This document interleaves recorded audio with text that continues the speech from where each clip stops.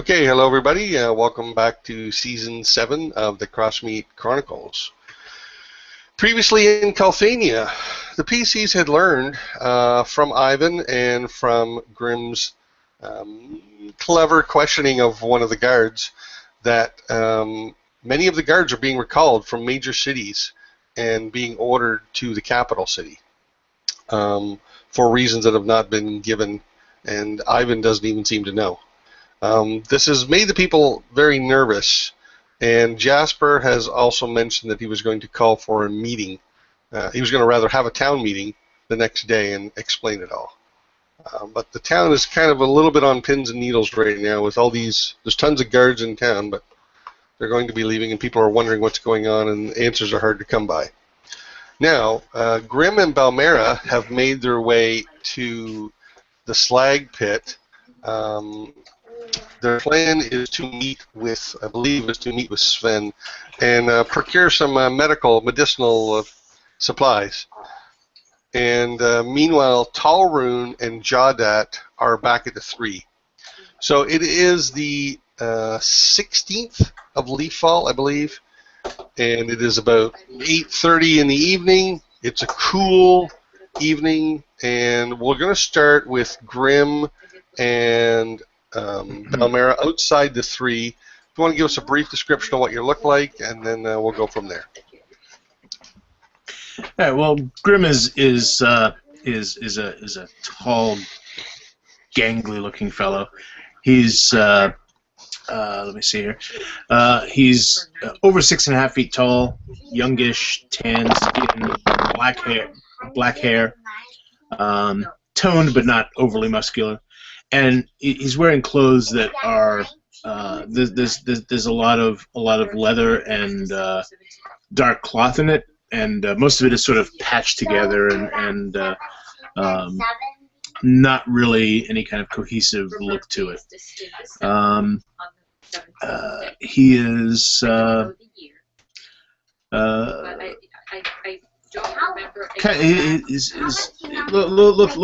looking rather rather dour at this time. He has kind of a pack slung across his back, and he has a black iron ring that he kind of fiddles with on his hand as he stands out there, and he sort of looks over. He says, "Well, I have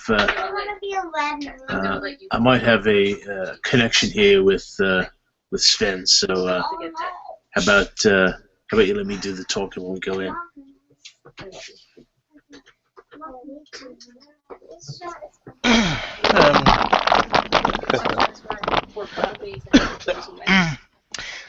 The young dwarf woman looks at him and kind of tilts her head sideways and gives him a kind of almost like saying, "Oh, really?" Then she kind of shrugs her shoulders. If you want to. I'm sure you know how. I think I have a pretty good idea. He's well, yeah, it's let's say an old family connection. Okay. She kind of takes out a small piece of leather straps and kind of pulls her thick red hair back and puts it into a ponytail and adjusts her civilian clothes. Okay, but yeah, I'll get really tired of that. I'll get really tired of that. Okay, well, if you do the introduction, I'll do the negotiation. Yeah, sure. It's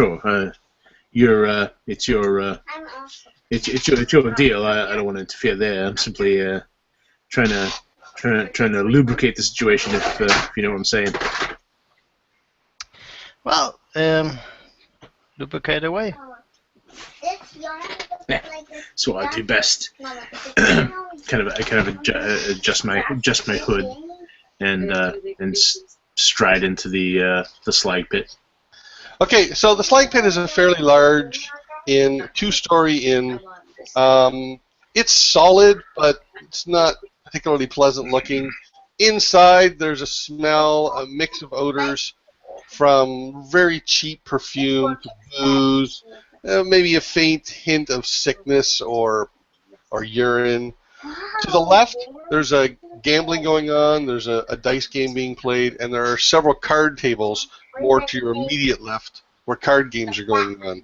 Near the bar, you can see several prostitutes, male and female, working the clients. To the right, the place is fairly full up with people drinking, including a few of the visiting soldiers. And then there's a bit of a gap where there's almost like a section of empty tables, a very small, narrow section. And then beyond that, you see Sven sitting at a sort of an isolated table, and there are 4 others with him. To the back left, you see Rong, the bouncer, a large half ogre, and behind the bar, you see Slag himself, a shirtless half-orc, who just gives you his usual glare when you walk in. The four that are with Sven, what are they? Okay, so with Sven, you see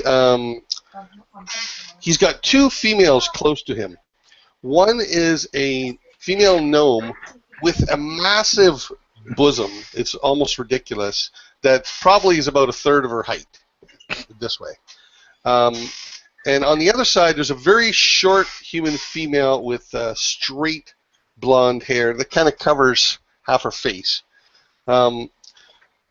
Beyond them, to the left and right, you see a male tiefling. He has with sort of greasy black hair that goes straight back. And to the right, you see a female dwarf. She's got a square-cut beard, and her hair on top is flat, it's a flat-top haircut. You could almost, like a shelf, you could set something on. And a bit of a scar kind of running down by one eye. Okay, just to be cautious, I will keep my hand on my money pouch at all times. Because Balmero has a sneaky suspicion. Okay, so Sven is kind of sitting back, and he's got a gnome, this buxom gnome female on his left, and this short, straight blonde-haired human on his right. And then there's a female dwarf beyond that way, and then there's a male tiefling that way. So you guys can consider your approach for a second. I'm going to switch over to the 3. Sure. So over in the 3, we have Jawdat and Talrune. Now, the 3 is almost completely full. The main room is completely full, and that's saying a lot. There's almost 100. I think there's 100 tables or 110 tables in there. So it is very, very full, and there's many of those tables are taken up with these guards from various towns.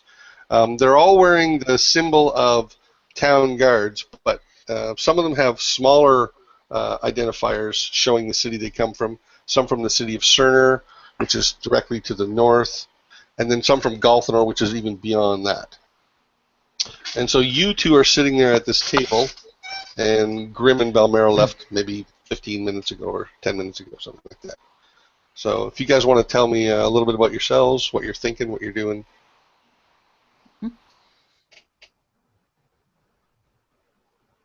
Okay, so Tarun, I assume, is still sitting at that table with Jordat. He's taller than about 6 foot, wearing kind of raggedy clothes that look like they were once formal wear. Clean-shaven head. And he's kind of thinking about what's he gonna do now. He's thankful for this opportunity to maybe do something heroic, but wow, this was surprising. Okay, Jawdat? You're sitting at the table with him? Right. Jawdet is a taller individual. I think the tallest or second tallest person in the group. He's of half orc origin. You can't be of half orc origin. That's impossible because you can't. Right. So anyway, he's a half orc. And well built but a little paunchy, and he's sort of sitting there looking around at the number of guards. Not that guards bother him, but it does seem a bit overkill for even the size of this place. 110 tables is a fairly large establishment. But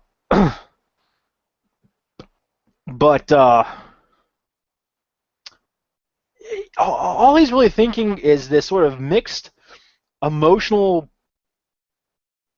kind of you know that emotion you get when you just sort of feel like your wheels are spinning, like you've lost traction, and that's kind of where he's at, because although a lot has happened, none of it seems to be anything that he was expecting, nor is it conducive to this greater idea of finding his fortune. At least he doesn't see it yet, and yeah, he feels like the two most socially awkward individuals got left here. Excellent. Okay, so we're going to come back to the three in a second. So inside this...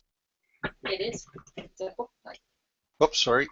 Inside the slide pit, it's noisy. It's louder. It's more boisterous. The background noise is more jarring. There's more swearing and stuff like that compared to, say, the ambience of the three. Yep. So you guys are near the door. Yeah.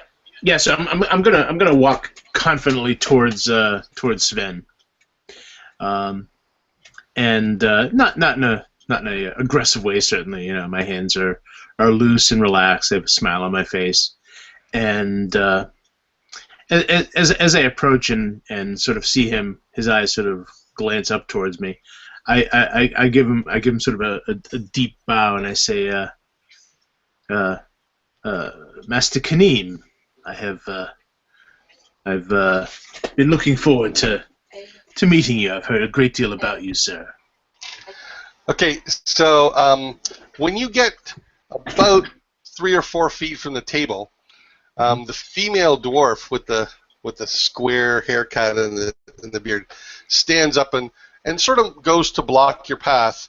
And Sven, he just makes a minor gesture like this, and she steps aside, but keeps watching you. Okay. I flick my glance to her and throw her a little smile. I say, allow me to introduce myself. My name is Grim. Perhaps you're familiar with my master, Levan. He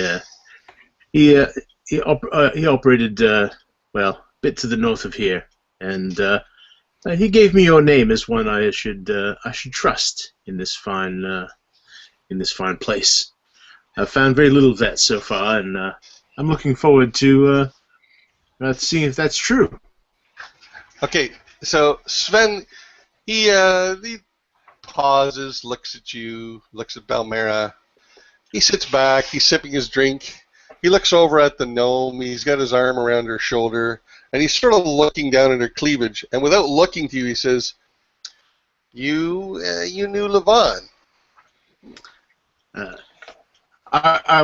One could say I was his right hand. I see. And what about your friend here?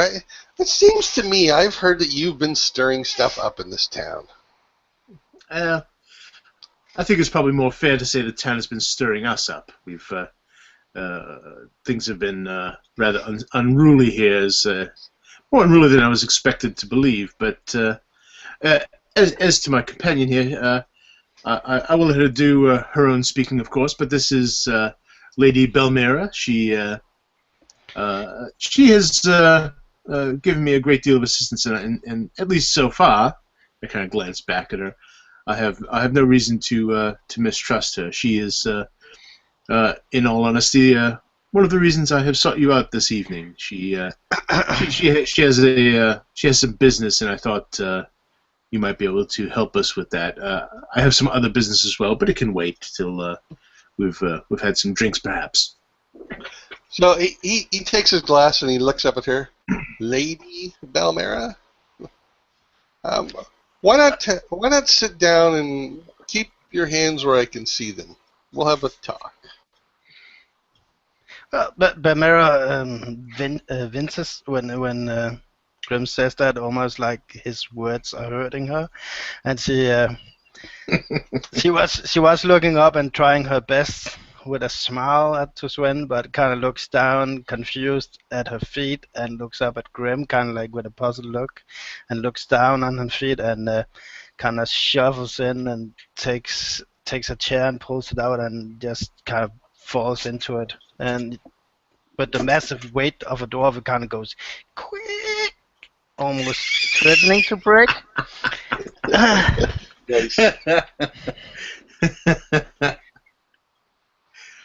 My apologies. She's a bit shy. I just want to ask, as a GM, do you comply with his wish to keep both hands visible? I do, yeah. Okay. I keep one on my pouch. but it's at least visible, so. Okay, fair enough. So Sven, he looks away. He pours himself another, tops up his drink from the bottle. He does not offer you any. He sips at it, and he's petting the long hair of this blonde human. What do you want? People only come to see me when they want something. Well, I would say we want Belmera and I wish to have different things, but I will let her speak first, and we can see to our business after. And I look expectantly at Belmera. Yes. She kind of looks over her shoulder to the exit and looks back at Sven. Yes. And she looks over at Grim, kind of puzzled again. And and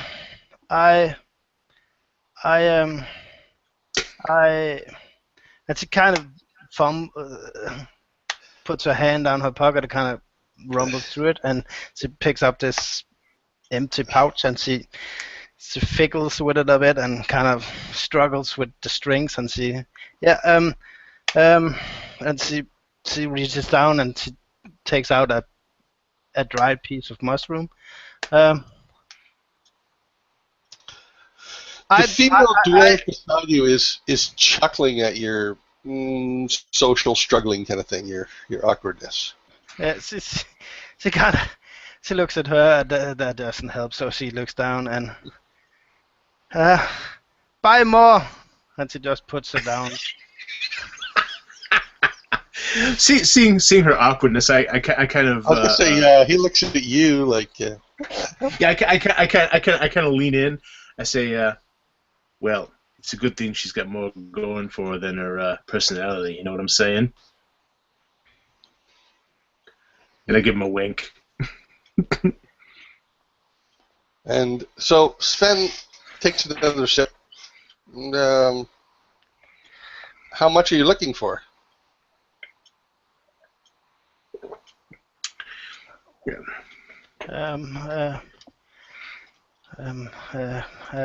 A dozen kings.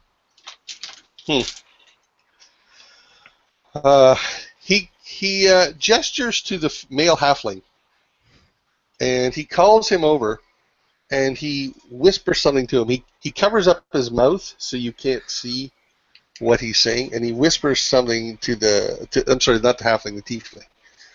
And he whispers something to him, and the tiefling goes and leaves the bar. He says, "Okay, so we're gonna see if we can make this work, but I don't really know you yet, and so we're gonna do this on a trial run. Now, what's really important here for your own safety is that no one try to leave this table until he returns, because if you were to try and leave the table, then I might make some silly assumption that you're telling somebody or following him or trying to otherwise learn about things you shouldn't be trying to learn about. Are we clear?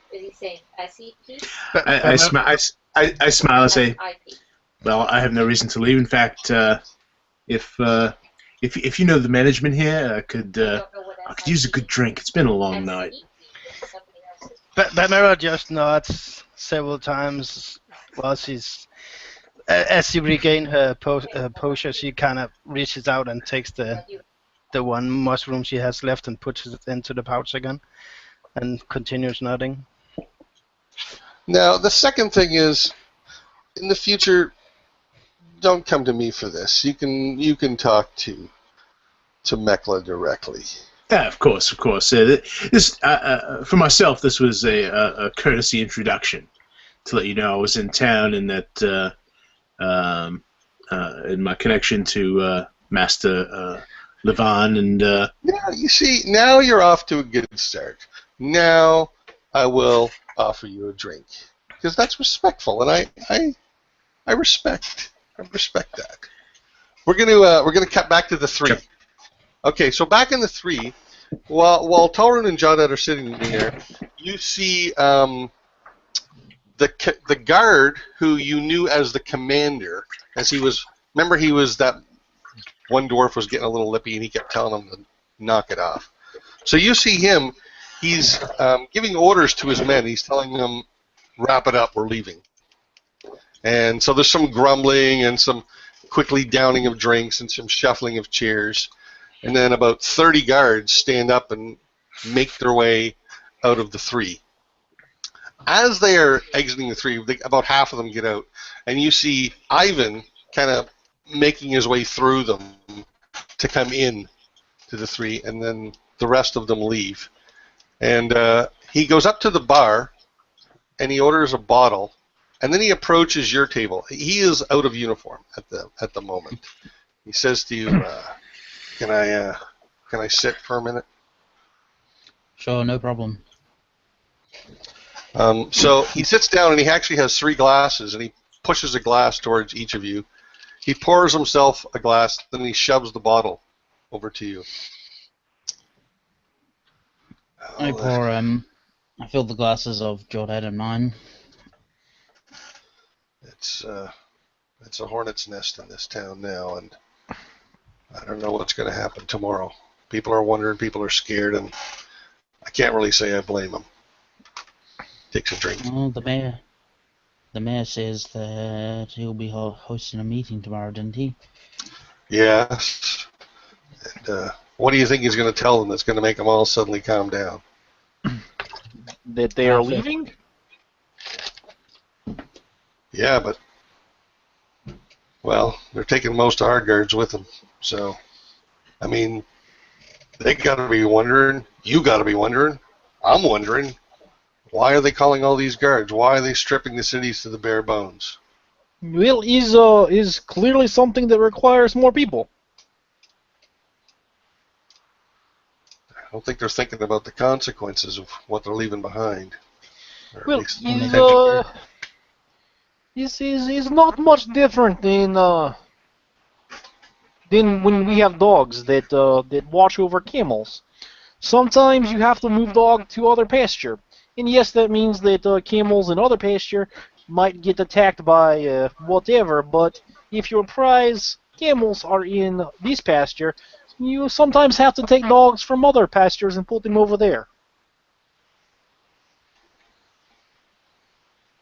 Also, he nods. Looks. There is a possibility that maybe is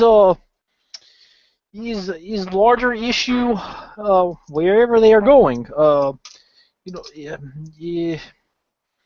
Occasional brigand, these road rashes or path ghosts or highway aberrations. It was something. The bandit? Yes. Yeah, the highway haunts. Something. But yes, they are threat, but what if there is a larger threat to perhaps your entire Is this a kingdom? It is a kingdom. Yes, you have a king. Yes. Yes. All right. So perhaps there is a large threat to entire kingdom, and but does kingdom not have an army? Yes. Right. So no offense, but why take Joe Schmo who stops people from stealing apples to go make him fight war? That's a good question. I'm sure you're not the first person to ask it. Like you said, if they're calling him back, they might have a really good reason to call him back, and that's a sobering thought, he says as he takes a shot. Yes. Yeah. It's happened one time in South. Was advancing army of orcs and towns on outskirt. Towns have farmers, camel merchants, a couple of water merchants. You know, they own large oases. But there was water sources in capital, and there was camel merchants in capital, and there was larger population in capital. So when army was coming, they pull soldiers from towns and bring them back. Yes, it means towns will fall, but it means that there is more to protect the people who are important. He leans forward. He puts his finger on the table. He's tapping the table. Yeah, I think you're absolutely right. But think about it. If they're doing that, what is happening over there that makes this necessary? That's what's going to keep me up at night. Well, I can take guess, or perhaps I can consult. Well, no, I could, but it's not always working. I don't know. What you have access to information? Not information in such, but I have. You see, my goddess, she is goddess of knowledge, and you know, Joaquin. Everyone thinks of her is money, money, money, gold, silver, icky coppers, but everyone thinks of her as money. But there is currency much more valuable than coin, information, knowledge, and this she is not a dabbler of, very well versed. So there is method I devised with cards to determine sometimes simple things, yes, no, is in image, in intuition, yes, but in card. Sometimes I can do this. Sometimes I cannot. It sometimes works. Yes, it has been right before. It is not up to me, not up to the cards. It is entirely what we are supposed to know. If we're not supposed to know it, we will not know it. Is like is like trying to paint a picture if you were supposed to be a brick mason. There are just some things that did not work out. He looks at Tulrun. Is that true? Can he do that? He has many great abilities. I would not put that outside. I would not put that past him. Once when I was lying on the cabin floor of a mine, bleeding out, he restored me to life again. I did not. Take a gesture at him to make sure that I haven't made that same mistake that Balmera did. Well, if you've got a way of finding something out, don't let me stop you. Any information would help. I too am curious to see this. Me too. Okay. All right, I'm going to come back to you guys in a minute. All right, so back in the slag pit. So you guys are sitting there with Sven and three... His entourage. a small piece of it. Posse. Yeah. The word is posse. There you You go. young kids. So I say now that that's sort of in play. I get the drink. I raise the glass to him, and I say, in truth, I'm here for three purposes, and the first I have already fulfilled, which was, as I said, to introduce myself, to let you know my presence in town, and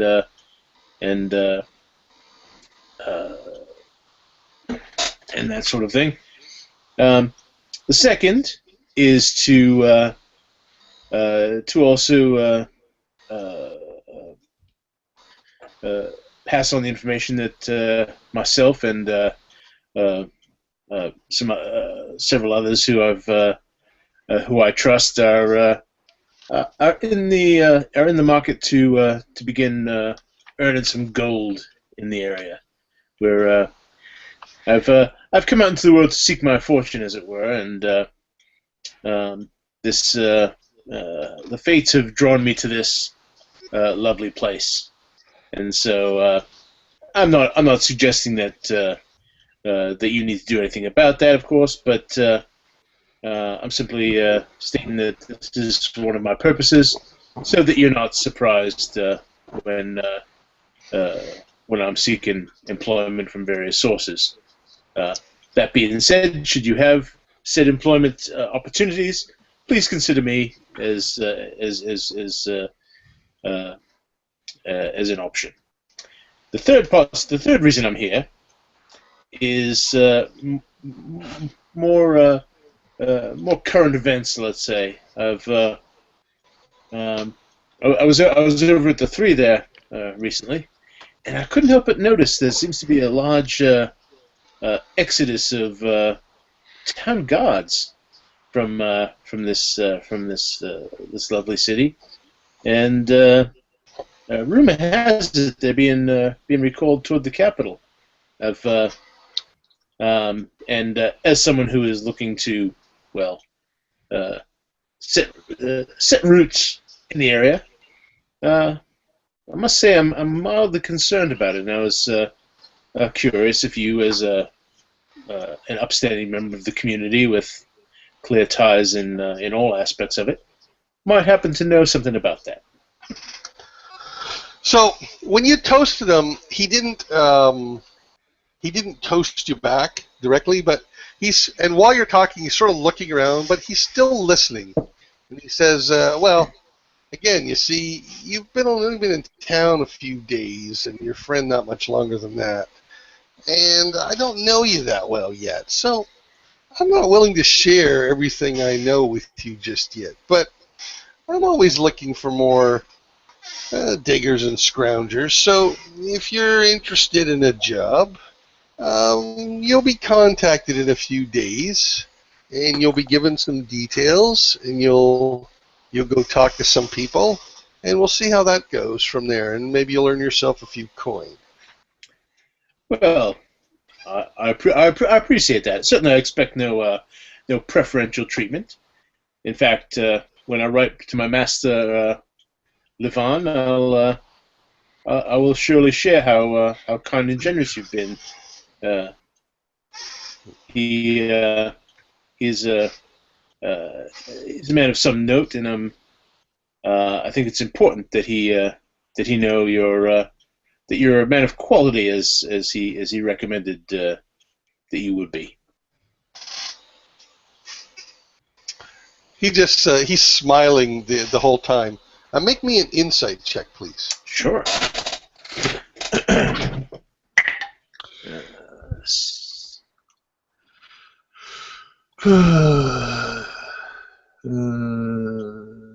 17. Okay, so the smile he gives you, it's difficult to tell whether it's friendly joviality or sort of laughing at you or somewhere in between. He's kind of hard to read, but if nothing else, he's not being outwardly unpleasant.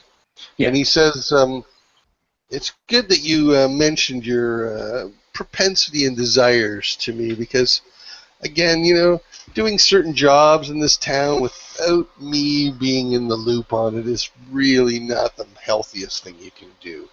So once again, I've got I've got to give you points for having some wisdom in that brain of yours. Gods know enough come to me without any. But Mara will, one of her eyebrows would slightly pick up when Grim does his little spiel, but she'll do her best to have her poker face on and not let any other facial expressions betray what she really thinks. Okay, so just at that time, the tiefling, he comes back, and he moves over and he sits beside you, Balmera, such that the female dwarf is on one side of you and he's on the immediate other. Mm-hmm. Okay? And if anybody else in the bar is watching this exchange, they're doing it pretty subtly. In fact, it's more like they're making a point not to watch. So he sits down beside you, and he opens up a pouch, and there is about 2 weights worth in there, which is about a fifth, I believe, of what you asked for. Mm-hmm. And Sven looks at you, smiles, and Necklace says to you, 1 crown. I'll use my sleight of hand to slip the tiefling a crown. Okay, so he just hands you these mushrooms wrapped up on this cloth, and he charges you 1 crown for two doses worth or 2 weights worth, Yes. which is really a really good price. Nice. Way less than you might have expected to pay. Awesome. They weren't a regular customer, you know. Okay, so back in the 3, Ivan is looking at Jawdat, who made some interesting suggestions there.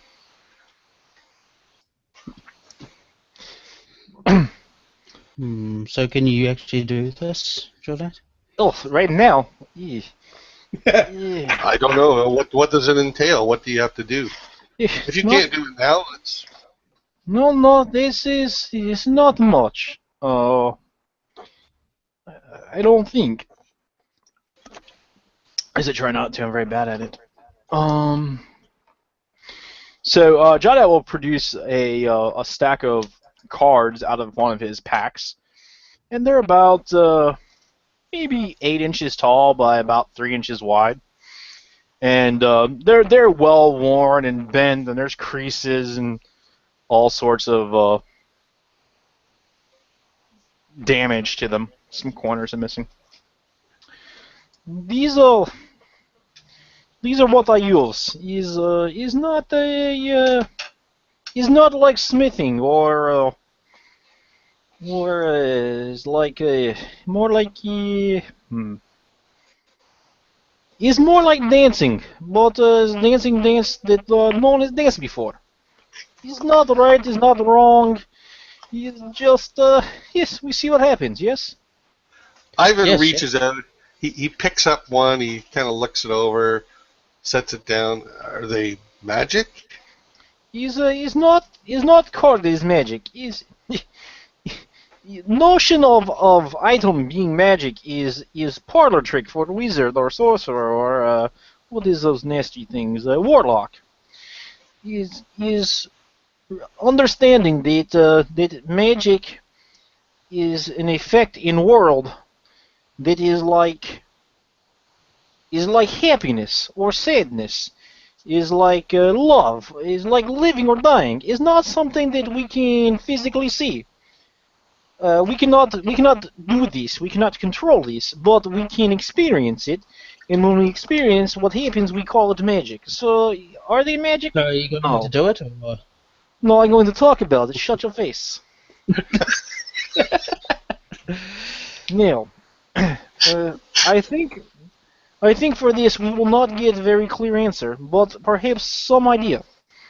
So I'm going to divide them evenly into 3 stacks, And I'm going to put Okay. one in front of me, one in front of Talrun, and one in front of Ivan. Okay. So, for this, I ask participation because it's not my town, and I do not know, and it's hard for me to influence. But Ivan, you know very well, and Joe, that he is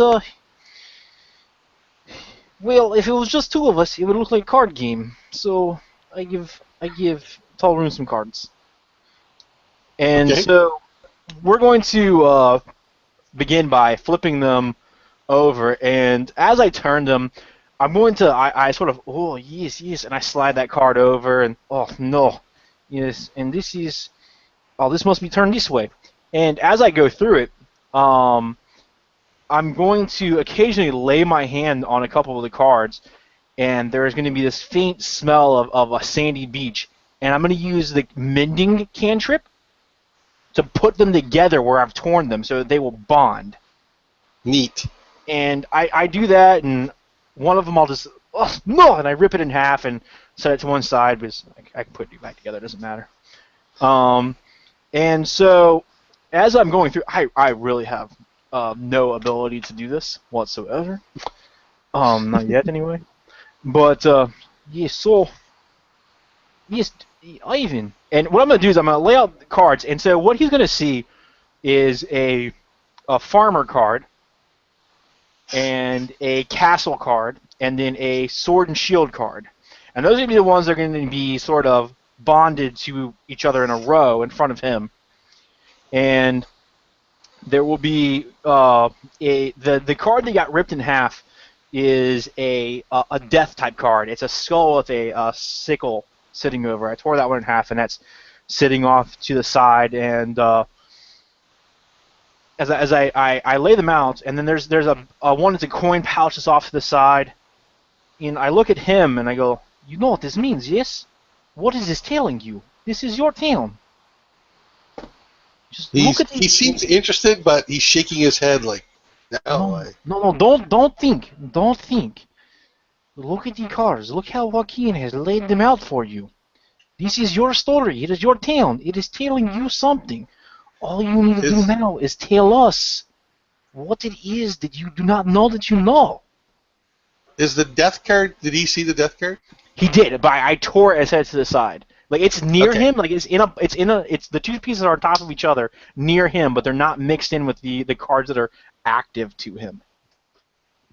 So he looks at it. He goes, well, I suppose that he points at the coin one. He goes, I suppose that could be the church, and he points at the farmer one. Could be the people. Yes. And I don't like the looks of that. He points at the death card. No, I think is why he's destroyed. Go on. What is it telling you?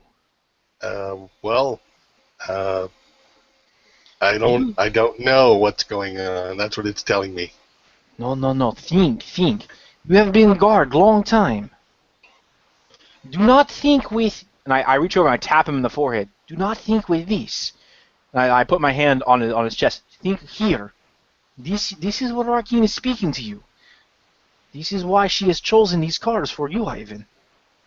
Okay, make me a persuasion check as a sort of aid another kind of thing, help another kind of thing. Sure. I can do that. Just get dice stream up here. Persuasion is going to be. I get double proficiency on that. So 16. He looks around. He sighs. Takes a drink. If they're stripping the towns, and that's never happened in the 20-plus years I've been doing this, there is some serious trouble going on. The King's Guard haven't been patrolling the roads for months now. I don't know what it is, but whatever it is, it's huge, and you can bet it's bad. All right. When he says that, I'm going to pull the shadow card from my deck, and I'm going to lay it down so that it's turned lengthwise, so it covers the top of all three of the cards that I have joined, the farmer and what is shadow? This is the important thing. Think, what might we have heard? What we might know is shadow. This This is them not telling the people. They didn't even tell me why they called them. Is I something just get orders saying send them. is something more. Is something more. Is something because Shadow did not come out till after you started realizing. So is something that is not fully realized. Is something that maybe heard of in passing or has been news from far different place, but was not important until now.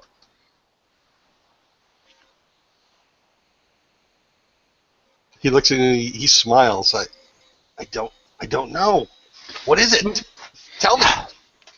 If I could tell you, then I would be far more than simple priest. All I can do is help you understand what is already inside you.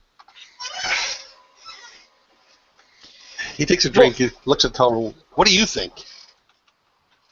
I have no idea what to make of any of this. And I kind of look at Jordan like, my turn now.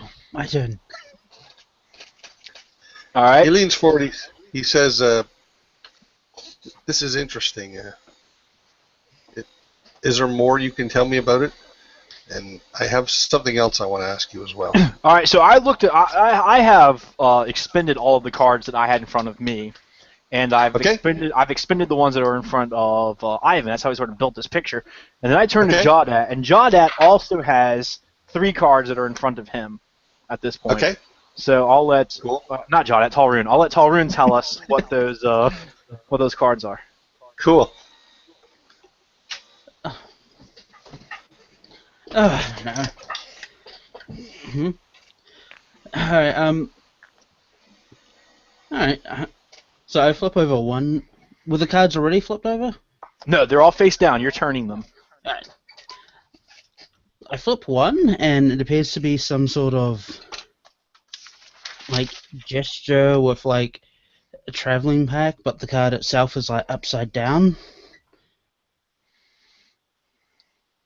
What does this mean? I turn it around to put it the right way up.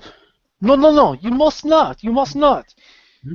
This is representative of travelers who are unaware. But often these travelers are good news. This is something that is new to this town. See how it is not fit to any of these. I think Jester might represent us, the sort of unknown and surprise element. Oh, I see. Turns the other card over, and it's like some sort of large, square tower. Lightning has struck it, and seems to be destroying most of it. There are no towers in Crossmeet. No. Does this mean I'm going to see a tower, and I'm going to see one get destroyed? It's possible, but tower also sometimes it represents the strength, the sort of protection, and is not being destroyed. Perhaps it's just being energized. Yes. This tower represents guards, and the energy, the lightning, is then being collected. Is guards being energized? Well, over the last card, which is some lion-esque beast, and a woman in white robes is kind of holding it at bay. Actually holding, like, the jaw open. Oh, I like the look of this card. Yes, I think this card right here, I think this is Ivan. Huh. Is why it was last card. You're an interesting person. And is this creature some sort of threat? Was Ivan the creature, or was Sometimes Ivan is lion, sometimes Ivan is person in robes. It just depends.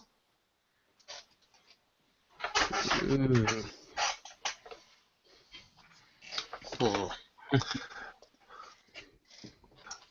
right, I'm going to come back to you guys in a second. All right, back in the slag pit, So now, Balmera, you have your mushrooms, and Sven is looking at you, Grim. He says, "Well, if there's nothing more you want from me, then as I said, I'll track you down. Well, someone will track you down in a few days." I appreciate that, Master Kaneen, and I was also, perhaps, since I'm going to be spending some time here, I'd rather not piss all my gold away at the three. Do you know of any real estate that might be available in the area? Something modest. I'm not looking for anything terribly fancy. Maybe a little hole in the wall there where I can take my boots off and kick my head back. He starts laughing at your question. Do yourself a favor, friend. Ask me again tomorrow night. I will do that. I will take that as an invitation, sir. And if you fancy a game of cards, I've been known to flip a few nobles and swords here and there. Help yourself. He points at the kind of the opposite end of the bar. I glance down there and say, I appreciate your hospitality. My master will be very pleased.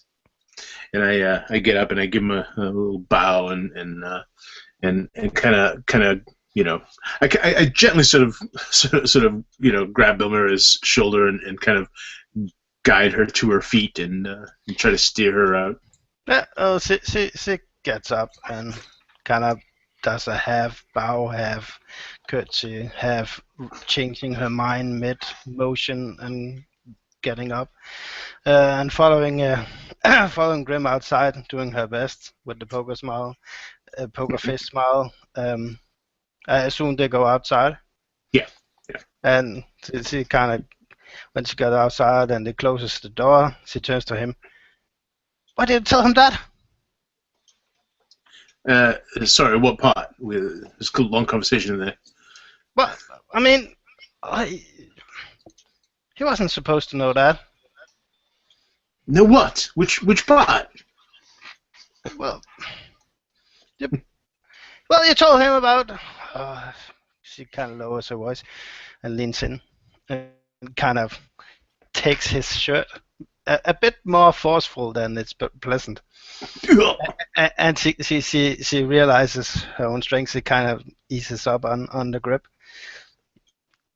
You really shouldn't have told him about the guards. He's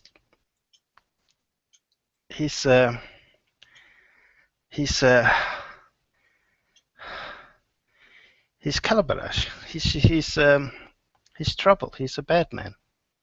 Well, yeah, I know that. We're not particularly good people. Well, we're not that kind of bad. Well, no, not specifically, but one has to row the waters one finds himself in. Now, that being said, look, that being said, do you think he doesn't know what's going on here? Well, I mean, we just came out of a tavern. Out of the three, and it was full of guards from everywhere, and everyone knows they're being shipped out. Yes, but she kind of takes his hand and half drags him through the streets. Oh, God. And kind of when they get over to a little wall and she pushes him in against it. Hey, yes. Easy. But you made a spectacle of yourself. Well, of course I did. Now he knows who you are. Yeah. Did you miss the point of what we were doing here? We're buying mushrooms. That was incidental. We had to establish ourselves in the community. Oh, okay, listen, Grim. He's the kind of guy who, if it doesn't go his way, he will put a razor to your throat. And he won't be waiting to wake up to do it. Well, sure, but we're not going to do that, are we? Well, I mean, you saw how he was. Like any perceived slight, and he will have you. Look, you worry too much. No, I worry far too little. He's a businessman. He's just doing business. Don't worry about it. No. He's like a predator who's pissing off his territory. And there's a new pub in town, so he needs to have that pub housebroken. Yeah, exactly. And you know who's going to be in charge of this town when all the guards leave? That fella. I'd rather be on his good side, to tell you the truth. But you never will be on a good side with He's a fucking gnome. They cannot be trusted in any regard, ever. Look, my master still has something of a reputation down here. Chances are, word of his unfortunate demise has not made it this far, nor is it likely to. It was kept kind of on the quiet for certain reasons. Okay, I hope for your sake that's true. But I will say, finding a place of our own is a good idea. That inn will suck off all the gold out of us. Well, yeah. Wait a minute. Our own? Well, I just paid 8 gold on that stupid inn because of. Well, look, I'm flattered, but I'm not ready to move in yet. Well, I mean, it makes sense. I mean, we are 4, so we could kind of split. Buy me a drink first, jeez. She kind of gives you a look that this is not something that she's particularly fun of being teased about. Listen, I think it's a good idea because that's fine and what do you call it? A hole in the wall.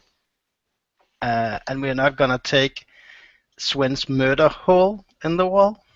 We're gonna find a non-murder hole in the wall. Where do you get this murder hole from? What goes on in that head of yours? Look, Come back tomorrow, and I might have some vacancy. Yeah.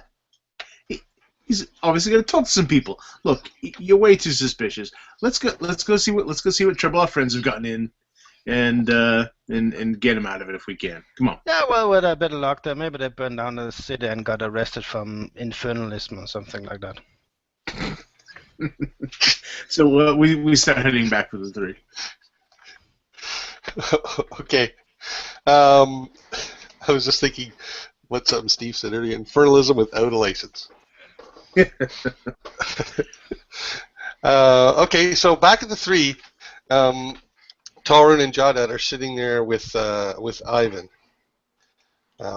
He's talking to him. He goes, "Well, I don't know exactly how much to make of this fortune telling of yours, but I must say it's interesting. There could be something to that. Nothing I've seen here, though, will help me sleep better tonight, I'll say that." So you said you have other question for us? Yeah, look, I have a bit of a feel for the pulse of this town. And most of the people in this town are pretty decent. They're just workers. They just want to do their job, come home, relax, be with their family. But there's a lot of scared people. I've been walking around talking to them. And after the guards leave tomorrow, I'm afraid this town meeting may not go so smooth. I just want you to try and, well, if you see any troublemakers, people trying to start violence, combat that. A bad choice of words. Try and keep the populace calm. Try and keep them assured. Fuck, lie to them if you have to. The last thing I need is a riot breaking out when there's not many guards left. I think this is something we can do, but I look at Torun and at my big olive-colored hands they're sitting on the table. you realize you are asking him and me and the others who are not from here, and also maybe people don't have best opinion of my kind or his kind. Why are they going to listen to us? If we see someone doing something bad, we say stop. They don't listen, and then what recourse we have? We punch them? Yes. Yeah, I see your point. Look, I don't know. I don't know what's going to happen tomorrow, but well, whatever you can do, don't hurt anyone. I'm not asking to do that, but last thing I want to see is this town get a mob mentality and start tearing things apart. So your mayor, is he not the what is the word? Respected enough that if he says, "Do not panic," that everyone will listen? Well, respect. They tolerate him okay. Most like him. I understand. Most like a him, small but person. People aren't stupid. People You've not know met there's people. something wrong when the guards leave town. Yes, and hopefully tomorrow your mayor, his name is Jasper. Yes, I was going to say that. Eventually, perhaps tomorrow he will not. He will say what is true, and if not, perhaps he will say a very clever lie. Because if he says a lie that is not very clever, people will know. It's funny thing about people. When you get a large group of people together, average intelligence is of dumbest person. But when you are lying to them, average intuition is of highest person. Is bad thing. Well, you know a lot about this mob thing. Is where I come from is lots of people all the time. But if, for instance, in my town, if my father steps up and says, tomorrow the sky will be purple, then until sky is not purple, everyone go around all day saying tomorrow sky be purple. There is no question. Here is leader says do this and people say but why? Oh, I think I get what you mean. So it looks like Ivan came to the right person when he needed advice on crowd control. Yes. I think you will be very good for advice on punching people tomorrow when they act up. Wait, I have to do that? Punch? No, I don't know what we do. Is interesting town. Is lots of problems, not many answers. Look, don't punch people. I mean, if you have to punch people because they're punching other people, then okay, but violence is what I'm trying to avoid here.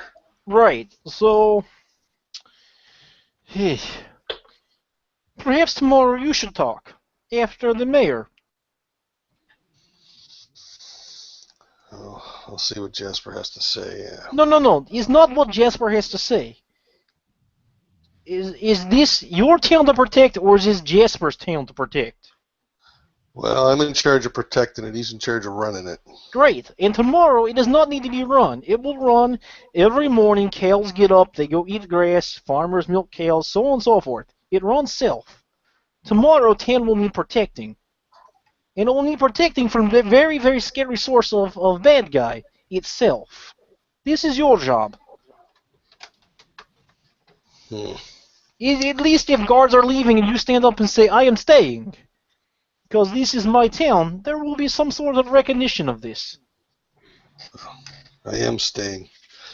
Yes, I'm aware, otherwise you would not be here tomorrow when there's... Ugh. He says, I'll tell him something. I'm not getting any sleep tonight. Grim and Balmera have returned to the 3 by now. It is about maybe 3/4 full now, and certainly the whole town, or pretty much most of the tables, the conversation is on the current situation. So it was 8:30 when we started. What time is it now? Maybe 9:30. Yeah, 9:30, 10 o'clock, something like that. Okay. Are there still a lot of the guards in here? Like None. from None. different areas? No, okay. They all None. left. The commander ordered them all to leave. Same with at the slag pit too. Okay. But they're still in town. Yeah. You've seen them. You saw a few in the streets when you were walking to the street. Oh, okay. Where? Did we notice any kind of like gathering area for them? There's a whole bunch up by the guardhouse. I'll Okay. show you the map here quickly. Yeah. Are they like camping in the streets more or less? No, up at the guardhouse here, there's a whole bunch of buildings that are like small houses / barracks that some of the town guards use, but some of the town guards, the Crossmeet town guards, also live in houses throughout the town. They've married and they have their wives and families and stuff like that. But so a lot of these are empty a lot of the time, but right now they're all completely full up. And then maybe a few are being billeted at some of the guards' houses, things like that. As we're walking up to the 3, I kind of glance over and I see a lot of these guards sort of heading up that way, and there's clearly this flow of guards kind of heading in that direction, I assume. So they left about an hour. They left kind of right after you left the 3, really. Yeah. Oh, okay. But we saw them heading up that way generally. But you would have seen guards coming out of the slag pit heading up that way. So yeah, Okay. you can definitely still see some. But the ones who are in the 3 are probably gone up to the guardhouse anyway. That's fine. Okay. I kind of glance up the road and I get a thought. I say, "Hey, Bill Mera, why don't you go in and just let our friends know I'll be there in a few minutes. I'm just gonna go and check on something. I have see if I can get some more information that maybe we can use." So the streets are pretty crowded. The guards are certainly getting all the stares as they pass by townspeople. It's a little cool. You can see people's breath somewhat in the night, and the guards are moving along in a loose formation. And as I said, you can see their breath. They're not marching in unison or anything like that, but they're definitely moving as a group. Well, be careful. Yeah, it's me.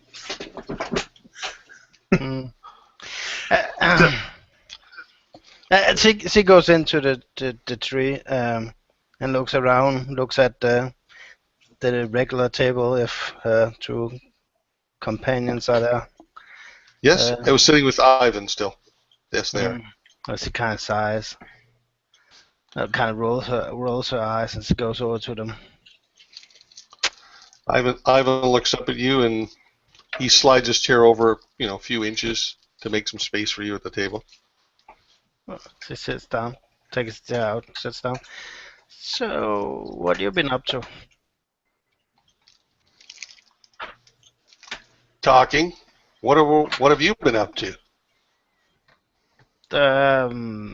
Taking in the fresh evening air.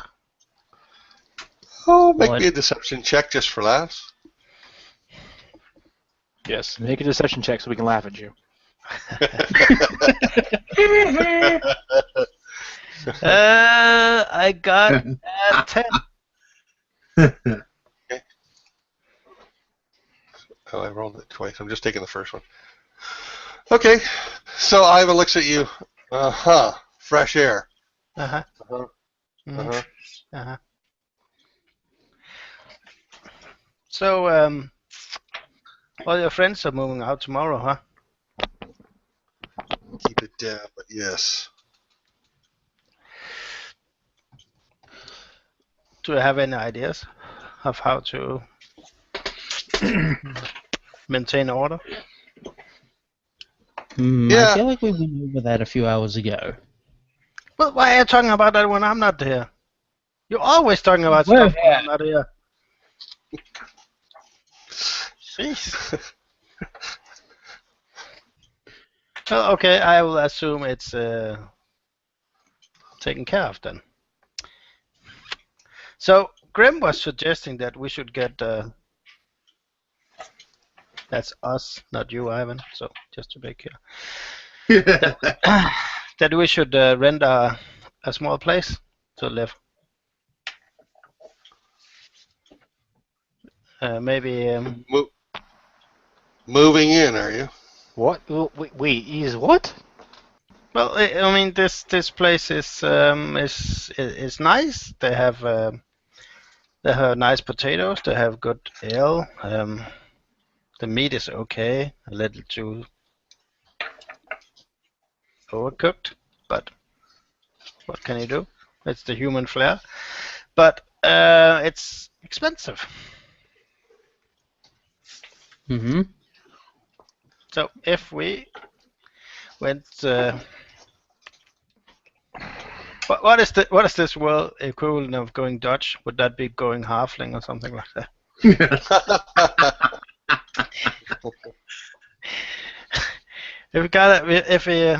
If we split the rent between us.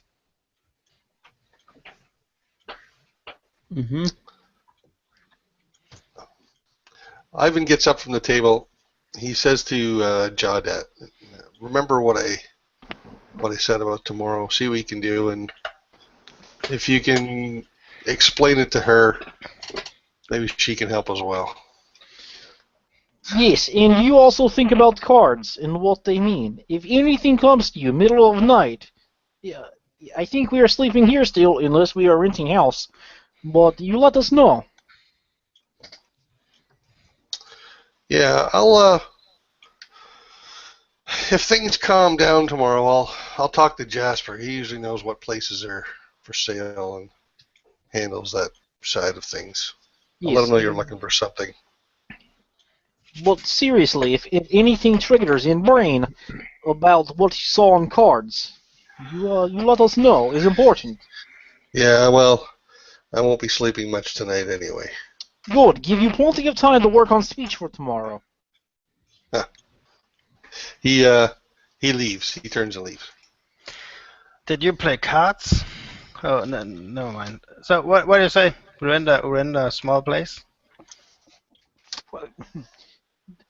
Do they make small places that have 4 rooms? 5 rooms? 4? Why do you need 5 rooms? I mean, you guys can share one room and I'll have the other. Yeah, I don't think I want to live with you. Yes, I think perhaps no. Well, we are getting separate rooms, tall room. No. He is saying that is always us and you, and is weird dividing line. I tell you what, if we stay in one room and you stay in another room, then we split the rent based on the room.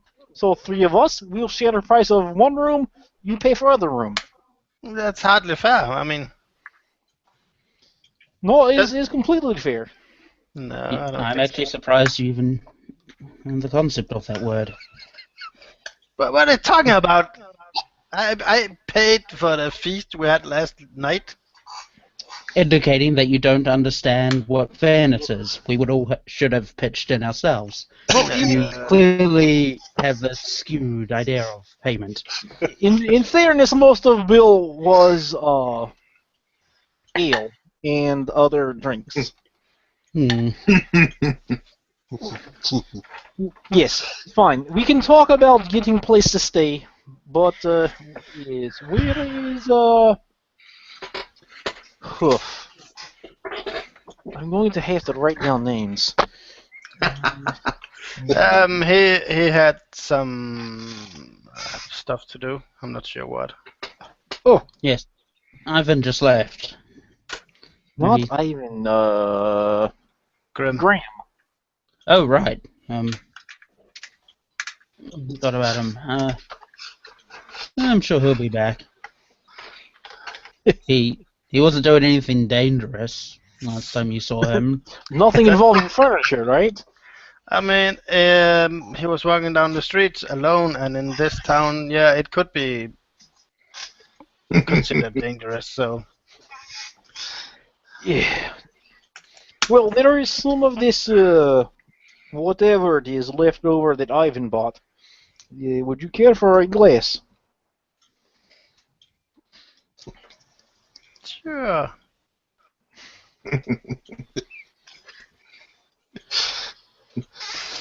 All right. So back beat, Grim, you were sort of trying to follow along the guards or something? Yeah, I'm gonna head up in that direction, but just as I sort of get past the three, I'm gonna find a little space in between a couple of the buildings or whatever, and just kind of duck in there as if I'm Sure.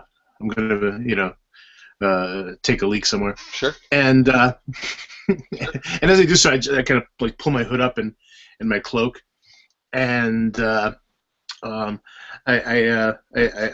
of twist my ring a bit, and I move it across my face, and then down my body, and there's a faint kind of shimmer and shudder, and as I sort of step out from between the buildings, I seem to be a man of definitely more gruff build. I have a young face, someone in their, probably in their early 20s, maybe even late teens, and I'm wearing the heraldry of the town of the city guard from the city that I came from, and I begin walking up the road towards where I saw the other guards headed.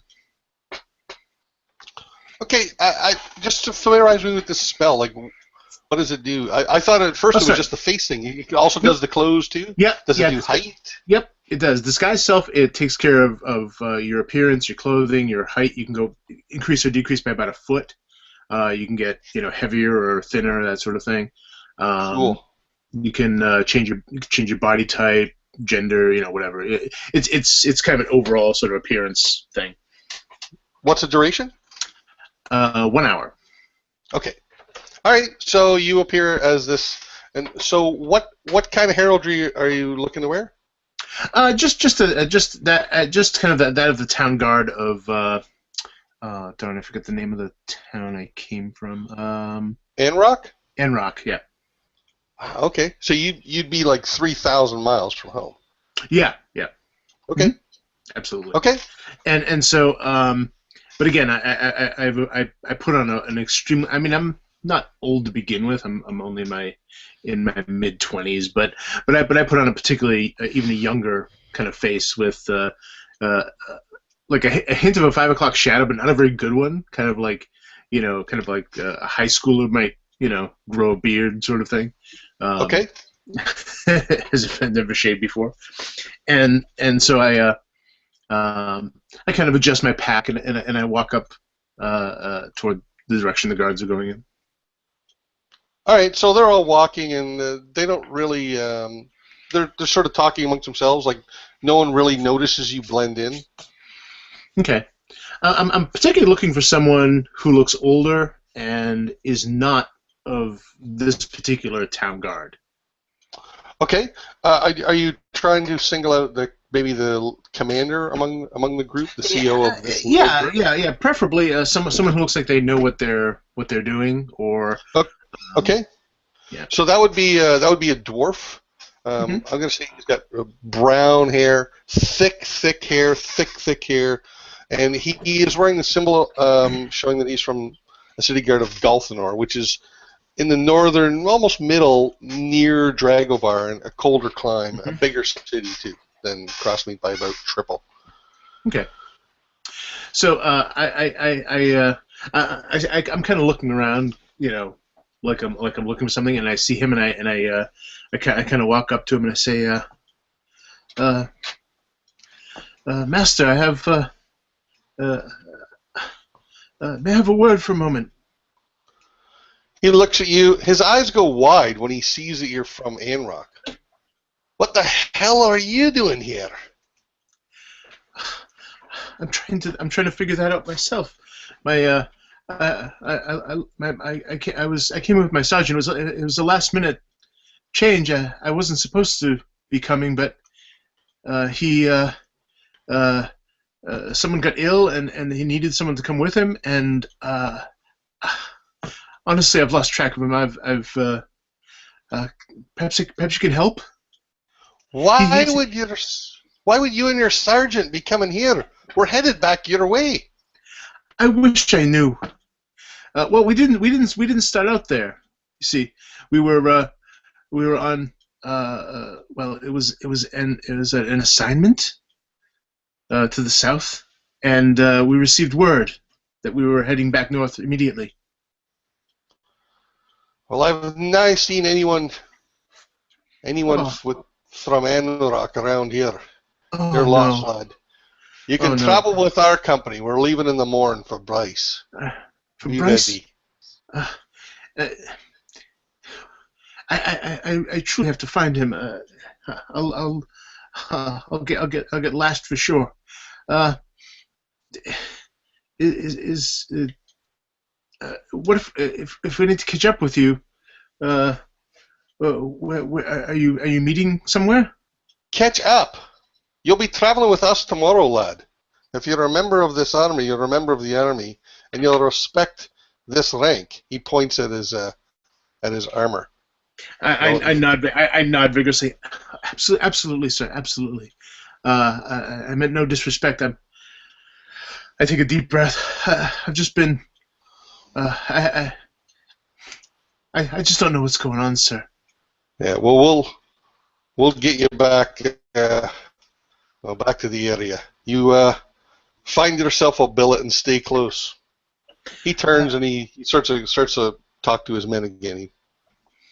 All right. So I'll kind of wander away from him and look to someone else who looks friendly, and I'll say, well, he seems nice enough, right? You look a human. This is a human now. Where the hell did you come from? Man, are you lost? I know. I was telling. I'm sorry. I didn't catch his name. The one in charge. Margorn. Yes. I was telling him. I was on assignment with some men from Anrock, and we received word that we were to go back there, and I don't know what's going on. I've lost track of my sergeant, and it's just. I wasn't ready for this.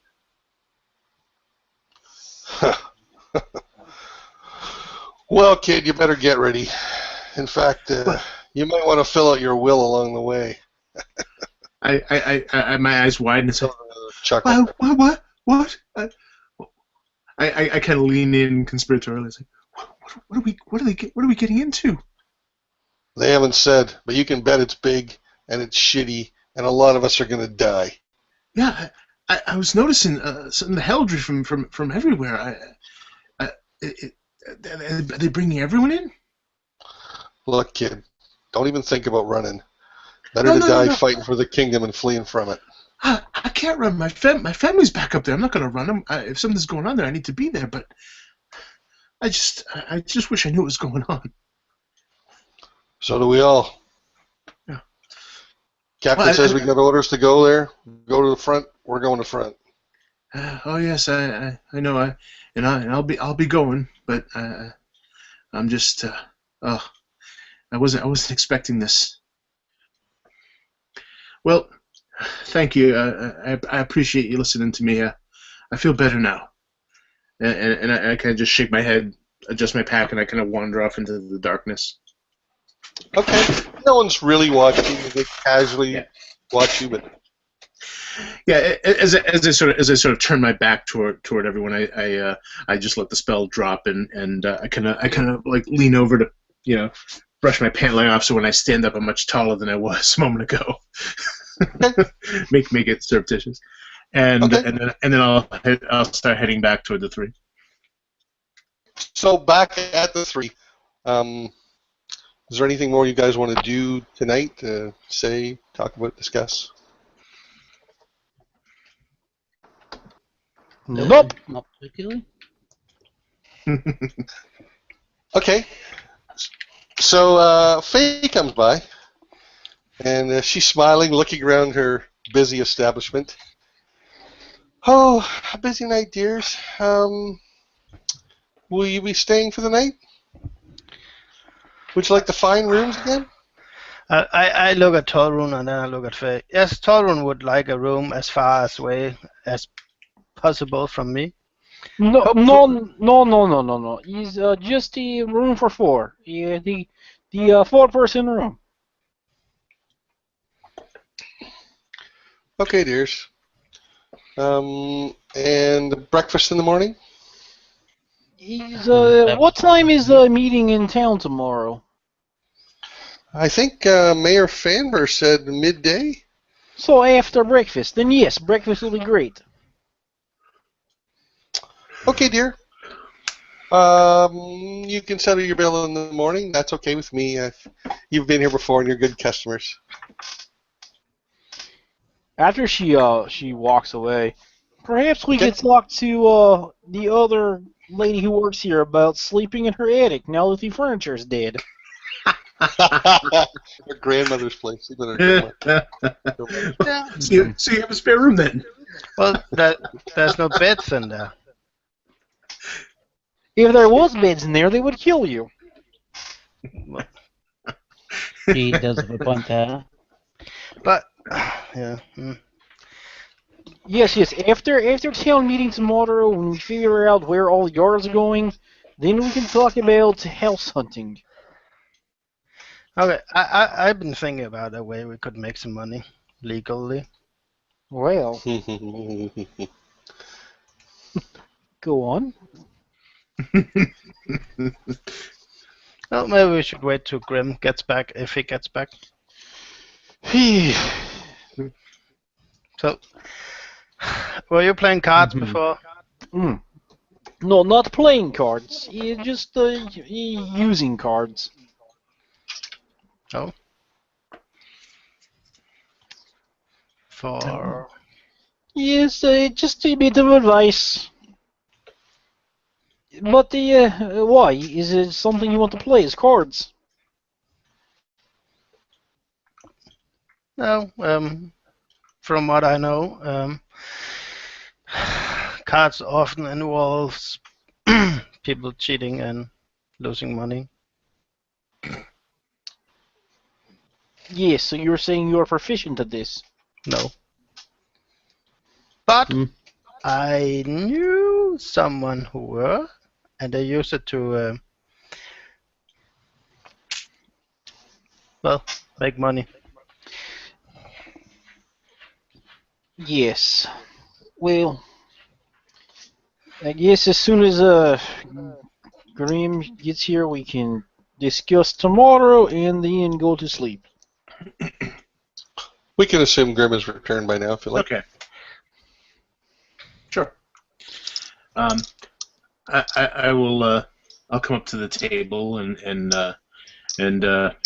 smile and nod at everyone. How we doing tonight, gentlemen? Fine, I guess. I kind of look around at the lack of additional chairs, and so I just put my hand like over some a space between where the chairs are, and I wave it like this, and you see a stool sort of just appear there, and it has a little sort of leather pad on it, and I sit myself down on it.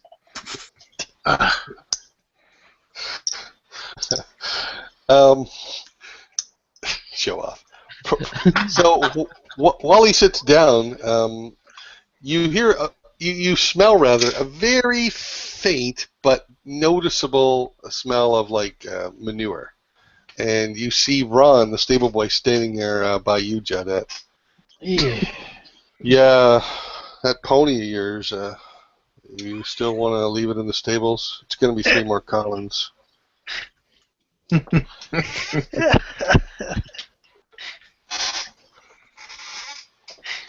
Yes, I suppose so, unless you're going to take it home with you and let it sleep there. So, yes, 3 Saying have the pony?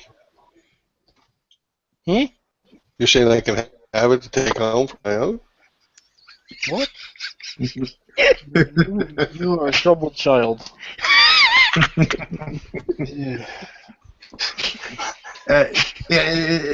Just pay the kid. It'll be fine. Yes. He doesn't speak as good as you and I. So, speaking of home, I had this idea. What if we bought a place here in town and shared it? Torun doesn't want to live with me. He feels I'm unfair. Oh, well, that's a bit racist. Rob, I'm gonna give the stable boy 4 commons. Okay, so when he takes them, he pauses, he looks puzzled. He counts 1, 2, 3, 4. He gives you a puzzled look. He smiles. Yes, Thanks. three for the pony and 1 for you. Thanks. Also, is donkey not pony? Right. Thanks. He walks out kind of smiling. I smile and nod as he goes, and then my smile fades, and I lean into Jawdat. Say, well, look, we don't have any steady income yet. You might want to be a little less generous. No, it's okay. I resold some of Belmira's wine last night. That it was just money from that. Oh, good. I'm glad to see you're thinking ahead. So I put some feelers out for a place here in town. I'm gonna go check on that tomorrow, and I went up to kind of do a little see if I could get a little more information from some of these gods in town, and apparently they don't know anything, except that they're heading north, and that they're heading towards my old stomping ground up. Damn it, I lost the name again. Anrock? Anrock. Anrock would be south and west a long way. Oh, I thought it was north from here. No, Gulf and Orange from the north where they were from. Okay. Front and Anrock are on the east coast. You guys are on the west coast. Okay. So in that case, I say, I do know they're headed for Anrock. So that's something at least. Danrock. That's where my family is. Yeah. I don't have so much of that, but it'll it's a pretty it's gonna be a rough situation if they're calling people there. Oh, are we playing cards? I love cards. Hey, I was saying they're going all the way to Anrock.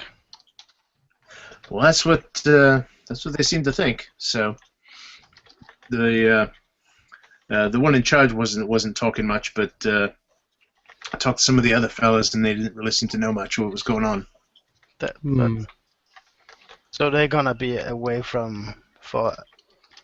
what, at least 6 months? Well, that's just traveling. If who knows what they're doing once they get there? If there's an extended conflict going on, then some of them might not come back at all. It's about a month of non-stop travel. 3,000 miles. Just trust me, it's a month. The 1 month is more accurate than the 3,000 miles in my world. Just go with me. Everything is 1 day, 2 days, 1 week, 5 days. It's 1 month. Yeah, because they have that long road, yeah. So, in any case, so I mean, some of them may not come back at all if it's that bad. I guess, but I mean, I don't think they'd pull them out just because of a fear. There's got to be a genuine threat to leave the rest of the country more or less with its pants down. I guess, but whatever they're doing up there really doesn't concern us that much. Yeah, I guess that all depends. it's going to affect us certainly. The lack of town guards here is certainly going to change the Exactly, change the mood. and that's where my idea for making money comes into it. You remember the amp balls? Yeah. Okay, so they are running a silver mine and they're running a gem store, Sure. but apparently they are incapable of protecting themselves. So I was thinking we should go into the protection racket. Since the guards are leaving, we'll be guards for hire. I suppose it's not a bad idea. Couldn't be any more dangerous than just being in town without the guards here. Mm-hmm. What do you fellas think? Looks at Jadette and Toru.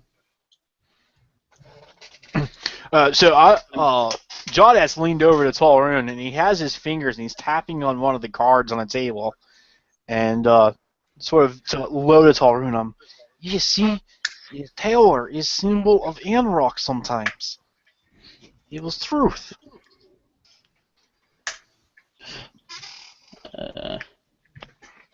And you said this might mean it's been energized, right? This doesn't mean it's been destroyed, right? Yes, sometimes yes, sometimes no. I kind of lean over. It's like, oh, that looks pretty grim. I look at you with hate in my eyes. Yes, it's grim. Heh. Yeah, I know. I got that a lot. No, is something I do sometimes. Is kind of like you heard of reading tea leaves or palm reading and stuff. This is similar but different. Oh yeah, I did some of that at the orphanage before I was liberated from there. Earn me some extra desserts now and again. The other kids would buy whatever I told them. It's a common scam. Yes, he's scam sometimes, but he's like magic light. Yeah, the hobo on corner can sell magic light that is not magic, but Graham can make magic light.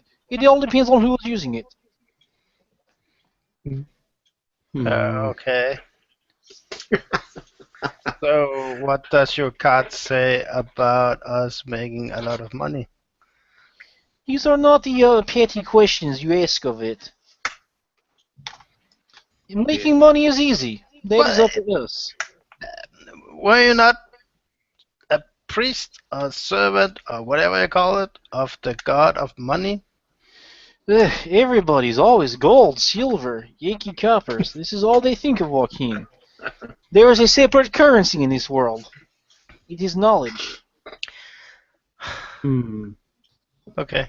So just to be sure, you are the one priest of Joaquin that is poor. No, I there are think many maybe priests all that are of them poor. from where he is are like that. Wait, no. Where I come from is not poor. In fact, my father, he has lots of money. Well, I mean, yeah, sure. Your clothes looks like it's fine quality, or at least once used to be. Right, and I'm sure that your razor is not quite worn out yet. But money is not problem. You cannot put Jawdet anywhere he cannot make money. Money is easy. But this problem with guards leaving is troubling. Yes, it creates certain opportunity, but also it diminishes many opportunities. Okay. So I kind of lean in. A certain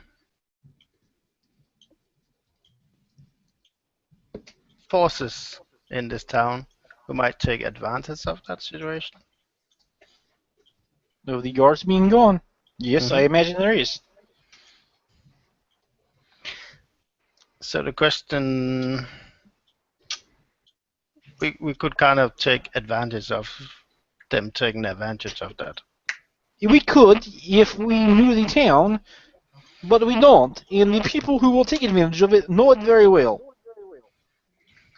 I do not want to be in position of trying to take advantage of the advantage takers when the advantage takers take advantage of us taking advantage of them by stabbing us in the back in an alley. No, I'm not talking about taking advantage of those who take advantage of the situation. I'm talking about taking advantage of... No. But you see what you don't know is that we have an advantage. Does anyone else just see Tolerant flipping the table over and leaving? Good. Yeah. I'm done with this. Tolerant, make a sanity check. You have advantage.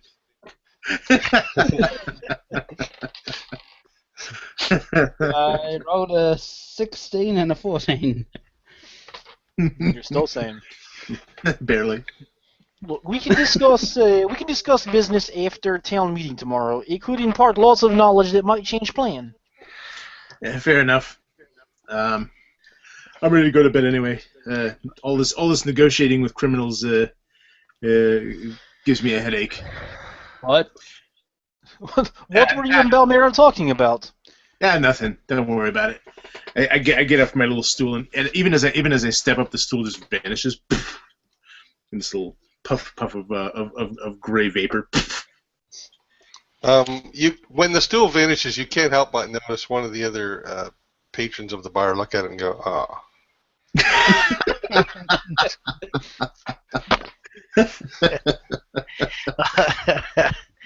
I will get up from my standard stool with a and yeah, I will. I'll go up and study some magic. But you are. Yes. I wouldn't inquire further if I were you. No. Study is good. Learning is good. It's just some people are painters. Some people hit things with hammers. Some people hit paintings with hammers. Yes, this is the last category I think is most applicable. Some people hammer painters. Some people paint hammers. I'm going to head up to our little 4-person room then. Okay, so there's one key for the 4 of you. So I'm assuming if you're going first, you're taking it. And the key is to a room on the 2nd floor, and you're in room 13. He's not a lucky number. I follow Grimman to Alright. lucky number 13. So I'll unlock it. I'll leave it unlocked because obviously they'll be coming behind us, and I don't plan to get up to let them in. And then I'll just hang the key on the string on a little peg on the wall where they we normally have cloaks and stuff. Okay, so these 4-bed rooms are fairly tight. They're not cots, they are beds, but they're not great beds. They're a bit small. There isn't a whole lot of walking room other than the 4 beds. But each bed does have one little end table. 2 of the end tables have a pitcher of water on it, and there's 2 glasses beside each pitcher. 2 actually tin cups. I'll take one of those bed with the table and the pitchers, and I'll take out Cyrus' grimoire and read it. Read in it. Okay. Remind me what's in that there, Alex. What is in that? Is it like is it a magic book or is it like a diary or? No, it's a spell book. Okay, I got it. Yes, if you want to know the specific spells, I can get you that. But since you can't use them, then there's really no point. I will say that Balmera, when you look at them, you recognize it as magic writing, but you can't make any sense of it. In fact, it kind of blurs and it almost hurts your eyes to look at. It gives like a bit of a headache. Okay, so Grim and Balmera there. Yeah, I basically just kind of crawl onto the bed, I put my pack as kind of a pillow to prop up the other pillow, and so I kind of lay down, kind of half sitting up, and I just fold my arms, yawn, and I begin to sort of go into a meditation. I close the book and get up, and I go to Grim and sit down on the edge of his bed. You know, I'm beginning to understand why wizards are so grumpy all the time. I mean, look at this handwriting. And I sigh. I sit up. I say, let me see it. I show him the book. Look, it doesn't even make sense. Oh. Well, it makes perfect sense to me. It does? Yeah. I thought you said you were. You implied you were an arcane individual. Yeah, I am. I just need to learn some spells. Yeah. Grim, when you look at the words, you can not only read them, you can sense the power in the invocation itself. And you also feel a small compulsion, one which you've more than learned to control, but you always feel it when looking at magic. You feel a small compulsion to read them, to activate the magic. Mm-hmm. Oh, hang on.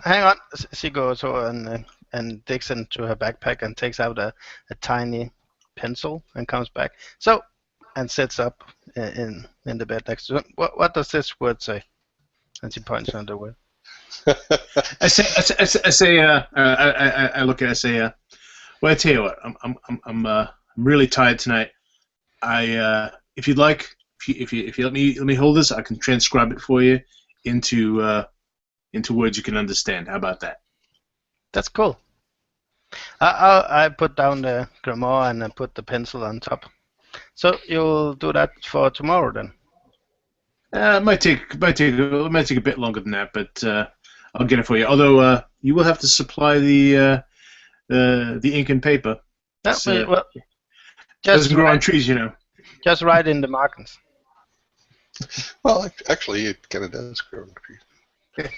Yeah. It doesn't underground.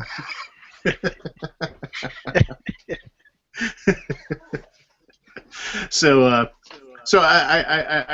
look at the book. So a few of the spells I have in my own book, but a couple of them I look at. Oh, well, that's nice.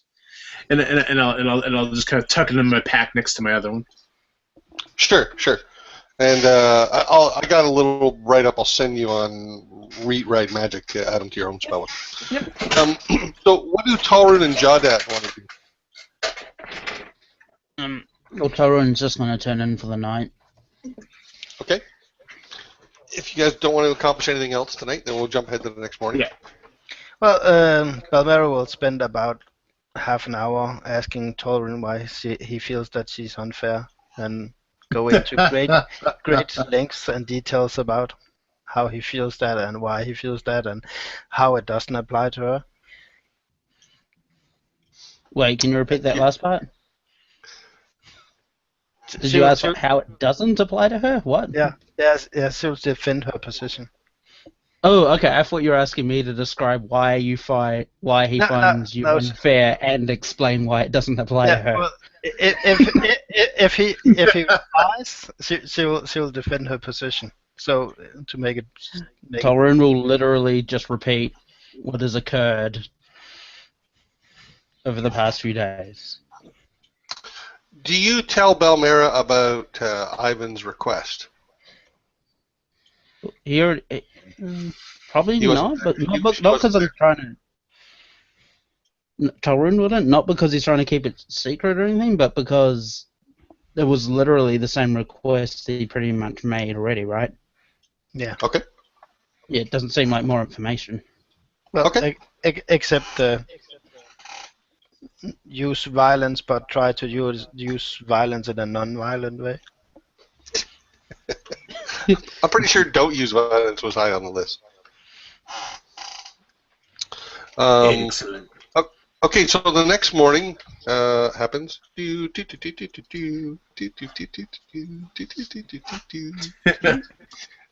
And I don't know what's going on. so that's the morning music. Okay. So it is morning, and you guys wake up in the room. Who wakes up first? Tolrune's used to waking up really, really early. Like, stupidly early. Okay. I would imagine that Jawdat and Talrune get up about the same time. Him out of physical practice, and me out of, I don't want to say spiritual practice, but yeah. Okay. I sleep in late, so. Tolrune wakes up early, gets ready, and is like really surprised to see Jawdat doing the same thing. Yes, it's time to go get breakfast. Yes, early bird catches the worm, as they say. If breakfast is worms, I'm getting a refund. Don't All know. right. Tried it. So when you get downstairs, Gwen is there, and Faye is there as well. In fact, Faye almost always seems to be on shift, but Gwen is there, and she brings you over each a glass of cider to drink, and she brings you a fairly large bowl of oatmeal, but it's got a lot of spices in it, cinnamon and some sugars and other little sort of sweet spices mixed in with it. I smile at her because in my mind she brought me a slightly larger bowl than the other people in the dining room. Okay. Tell me, Gwen, is possible for you to ask your mother if she could make us more muffins sometime soon? We can pay for them, of course. Oh, well, I'm sure she'd be delighted. She still feels badly about what happened to your friend. It is a tragedy, but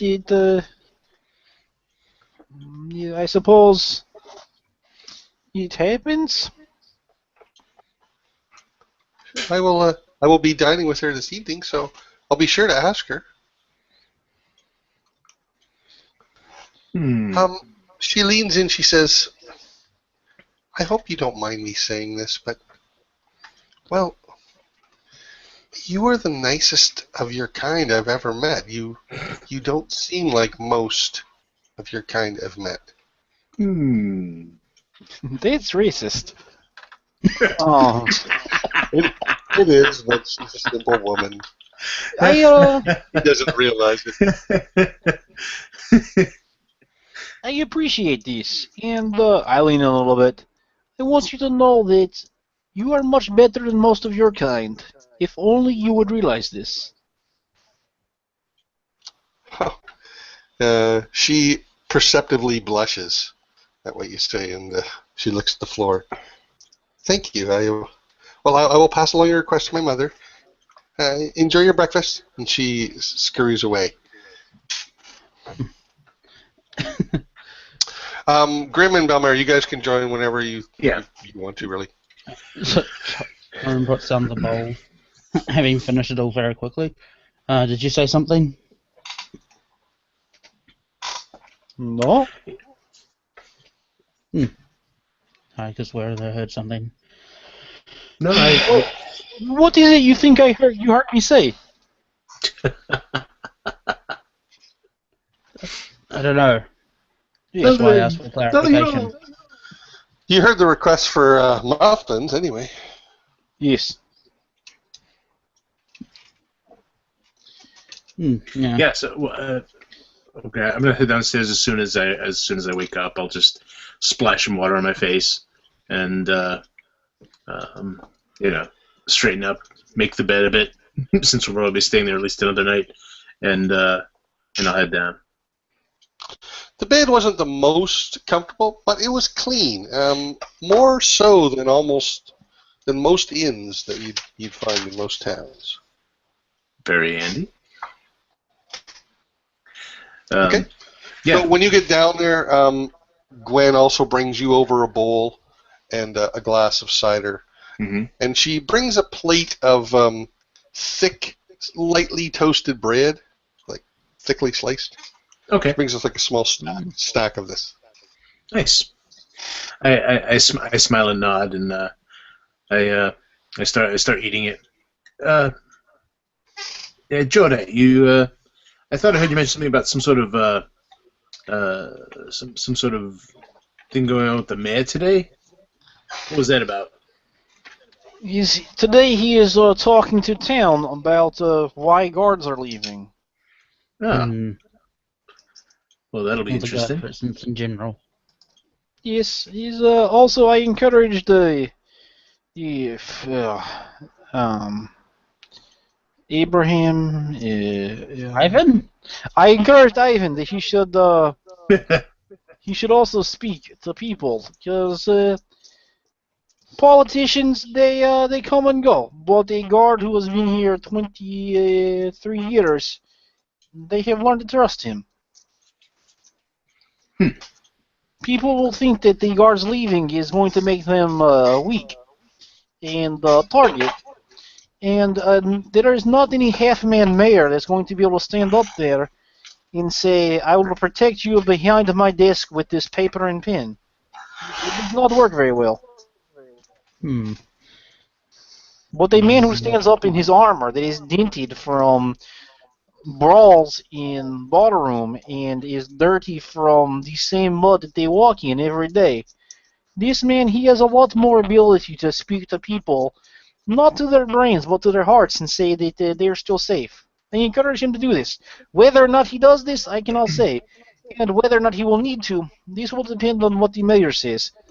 Yeah, I know his truth is that, I kind of lower my voice, the guards are going somewhere towards Anrock, and the capital, Grunty Runts something. Front. Yeah, something like that. And this maybe is not best news, because if you take people from one place to another place, there is a reason. And if it's pregnant people, like breeding people, it's increased population. If farmers, because of big fields. If you take guards, it's because there's trouble. So sometimes truth is not the best medicine. I do not know what this half-man will say. Well, it'd be interesting to see if he's telling the truth or not. If he's not, I do not think it's our place to tell anyone right now that he is not telling truth. If the leader of people decides that they must be lied to, he is either a bad person or there is reason. And for now, I say we give him benefit of doubt. That sounds reasonable enough. Either way, it should be enlightening. Also, before Belmitter gets down here and decides that we should murder everybody, is Ivan? I got it. Ivan. He says that in addition to us keeping an eye on town, that today he'd like us to keep an eye on crowd. Look for people who might be disruptive, commotion causing, riot is the word he used. Yeah, prevent a riot is what he wanted. Well, that's interesting. Seems a bit presumptuous, but... Yeah, Ivan, he is cynical. He only sees bad in most everything he sees. So, it is logical that he will think that bad will happen. Yeah, true enough, I suppose. Well, I guess we'll know better later. Take more of this and sip some of the coffee that I'm sure is here. There's cider. Oh, this town's gonna need some coffee. You can get tea. Yeah, it'll do in a pinch. Right, so everybody is finished, and Balmera still has downstairs. Yep. She's taking a long time. Must be shaving day again. Why are we... Let's just go see the mayor. No, meeting is not till half past half a day or something. Till midday. He's still hours away. Still not that long, though.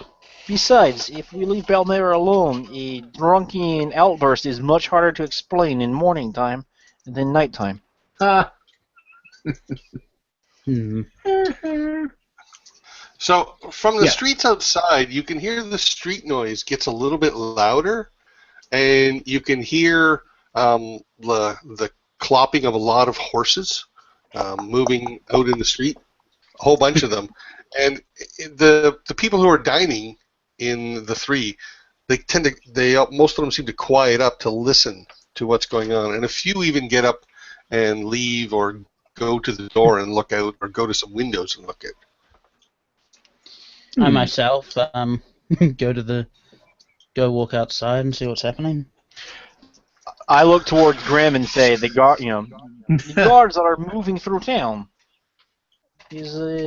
Does not take much to figure this out. Yeah, no doubt. They're heading out now. I suppose they all want to be out of town by the time we find out what's going on. Tarun, you see townspeople all watching, and some are talking loudly amongst themselves. A few are even yelling at the guards. There's about, let me see if I can estimate this. There's about 35 guards leaving town. Mm-hmm. They're all mounted. And they're going in sort of a loose formation up the center of town, slowly.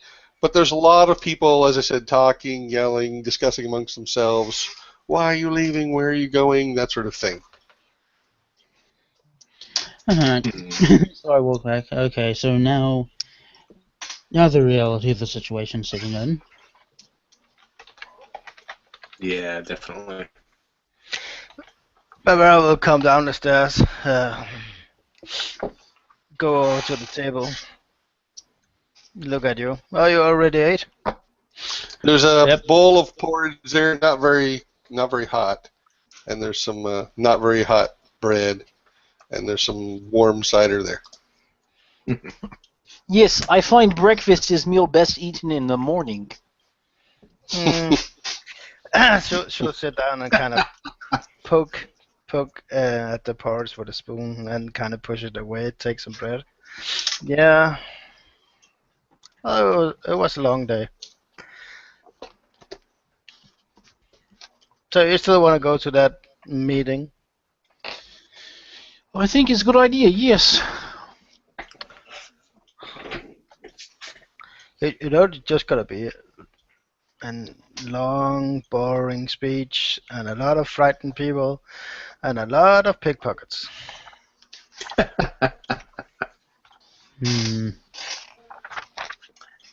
Yeah, you don't want to carry your pouch in your sleeve out here.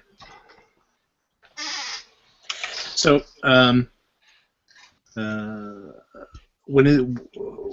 what time? It was noontime. So it's around 9ish. It's around 9ish. Yeah. I was kind of thinking, instead of doing that, because if it was I who had criminal intentions, I might want to use this opportunity now that at least half of the town is out hearing the mayor's speech to kind of help myself. You'll have to do me a favor. When you speak clandestinely, could you not? And maybe actually just say what you're saying. Because I cannot tell if you want to use this opportunity to go steal something, or you expect somehow the four of us will protect the entire town. I thought he was offering maybe we should go steal something. That's what I thought he was saying. That's what I thought he was saying, too.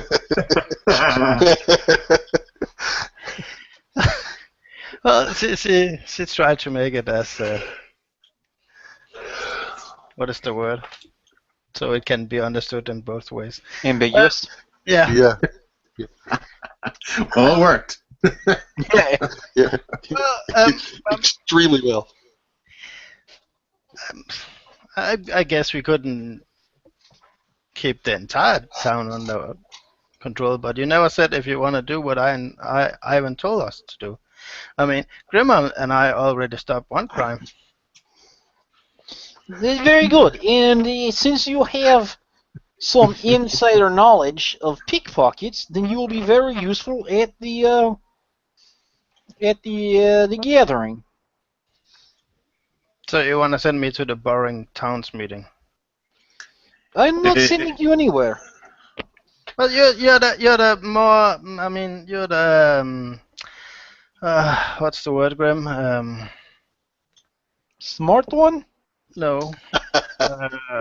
Political inclined one? Gullible? Is this the word you're looking for? No, well, you like people that hold speeches and talk about boring politics and ruling people and... I No. If you don't want to go to the town meeting, you can just not go to the town meeting.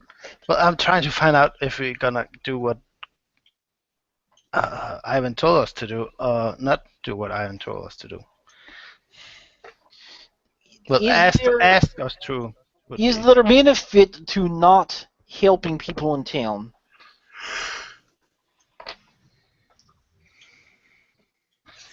At the moment, being helpful will put more coin in pocket than not being helpful. Look, let's just go listen to the meeting, and then we can see about helping people and all that. Well, in house hunting or whatever it is. That too. Okay. So I'm just going to bury myself in the new book that I've recently acquired, and Okay. I'm looking at the back and I start whispering like for about 10 minutes I'm staring at this, and I lift up my hand and as I have the booklet out in front of me, and I'm just kind of like casting in an empty space like right near where the group is, and Austin, and poof. Are you casting out of the book, out of the new spell book? Yeah, it's a ritual spell. Okay.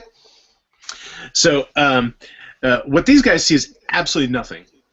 It's just like, and for a moment you see this kind of shimmer in the air, and then there's just nothing. And like, huh.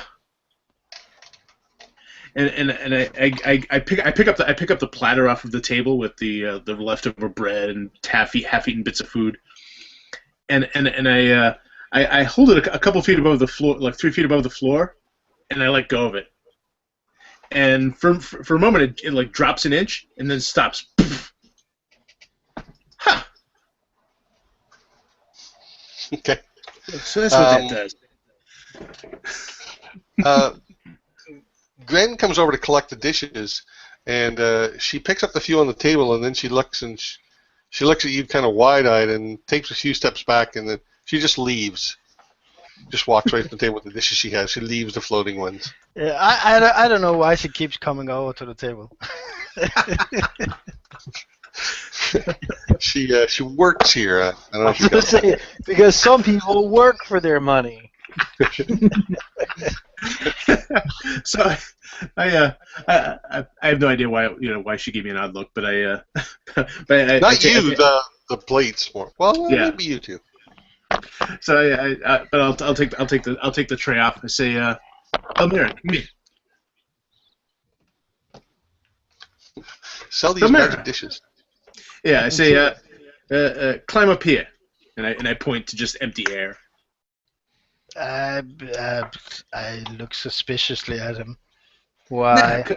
As you should. It's perfectly safe. I'm simply testing its capacity. Please. Why ask me when I ask children? Well, because you have a greater relationship to the ground than they do. Mm-hmm.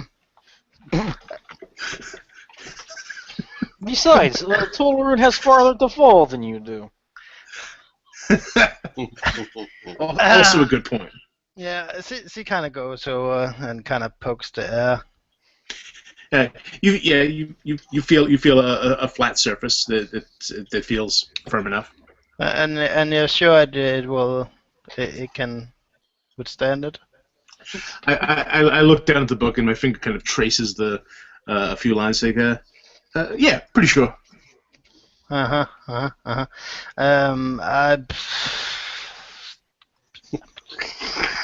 take out a stool and Put your head in the cage. when I nod my head, you hit it. I get up on a stool and I kind of this better work. And I take a step out into the nothing. Okay. Fully expecting to fall. For a very, very brief instant, Grim considers dispelling the spell, but he decides not to. Yeah.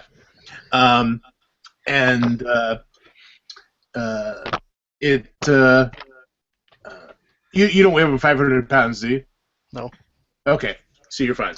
So kind of insulting to ask the question, really.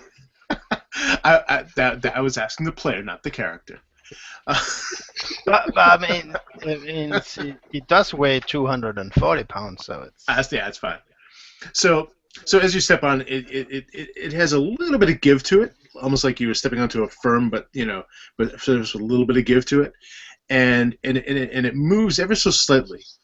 Almost like you were kind of stepping onto a big boat.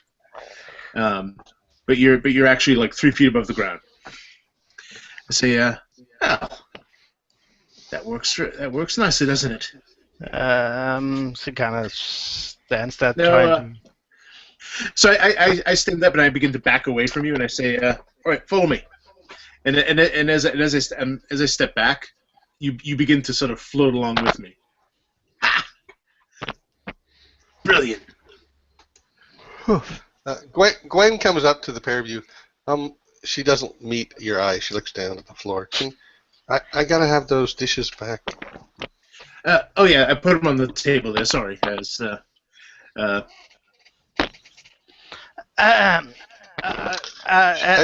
She picks up the dishes off the table, and she looks Jawdet right in the eye, and then kind of like gives a sort of sideways glance over to Grimly, and then walks away. Congratulations, you have just been nominated the leader of the party.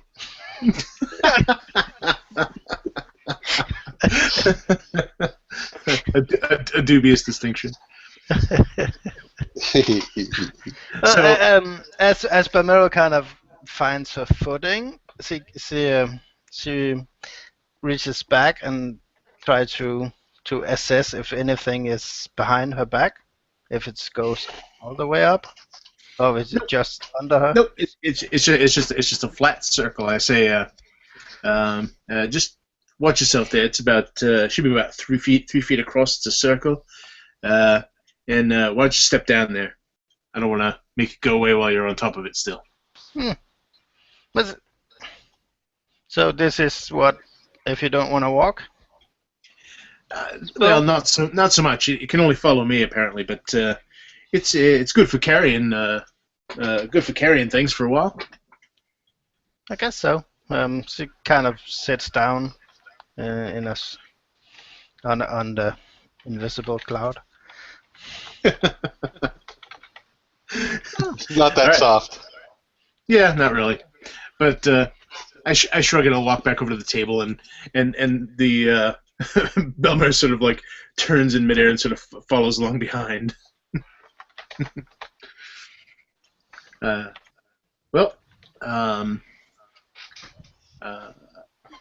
don't have anything else to do before the meeting, so I don't know if you want to skip. Okay, so Jasper, he pops his head in at one point, and everyone, remember to attend the town meeting now.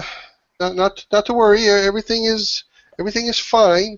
Just be by the pavilion and at midday, and we'll have a chat.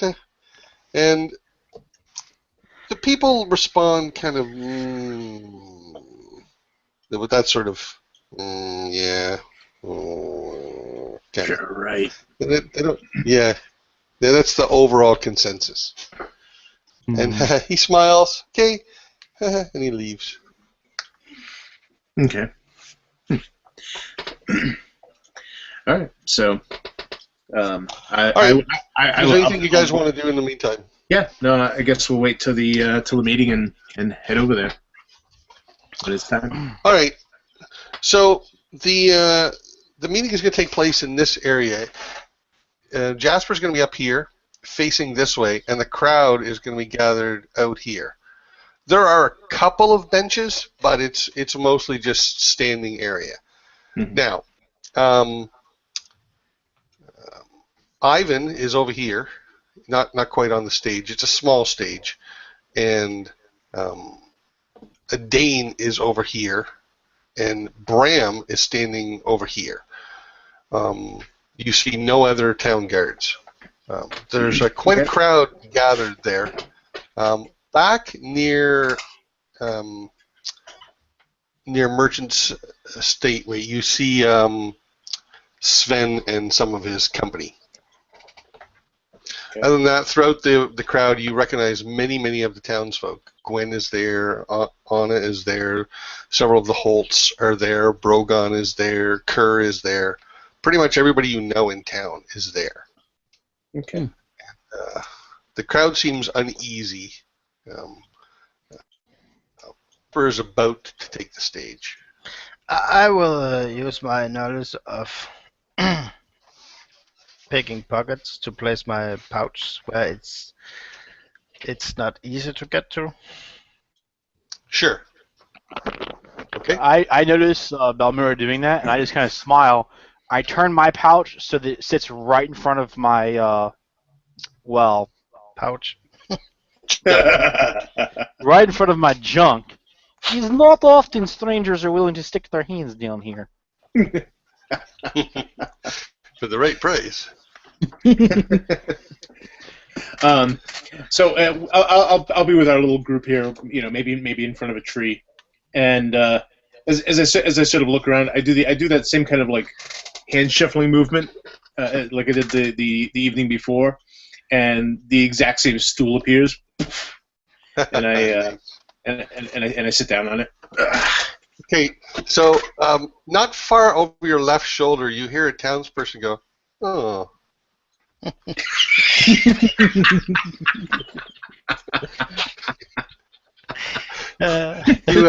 you guys want to be at one place in particular? That's actually the verbal component of the spell. That's right. Someone else going, "Oh." It's a side effect. Well, I guess. Let me see. Let me bring up the map here. I guess I would kind of prefer to be like to the southwest side, just so we can see most of the crowd. I'd like to be obviously be able to hear what he's saying at the stage, but kind of the way over in the southwest, like those three trees, maybe the other one in the middle. Okay. That way. Go ahead. That way we can see the majority of the crowd, and we can still see and hear what the mayor is saying. Just so we can see if anything unusual happens. Okay. Is everybody going to be there, or do you want to be spread out? It's up to you.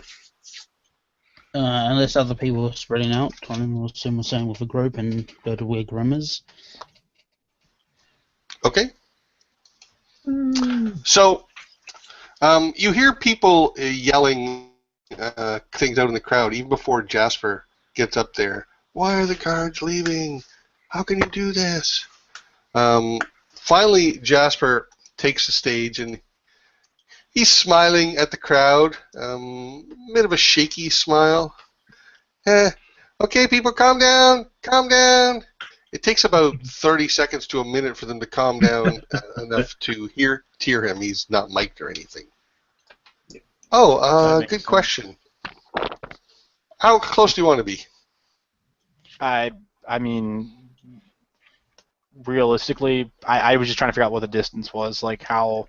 Oh, okay. I pictured as a field maybe 300 yards, 300 meters roughly, Dennis. That helps you?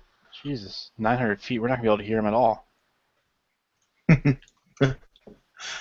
What did he say? The blessed of the Right. cheesemakers. Yeah, no, then in that case, yeah, I'll separate from everybody. I'm going to be about maybe 45 feet from the actual stage where he's talking. Actually, you can do that if you want, but you can hear him. You're not really sure how, but you can definitely hear him all across the pavilion. All right. You All can right, be then wherever you like. Yeah. No, I think I'd still choose to be up near where he's going to be speaking. Okay.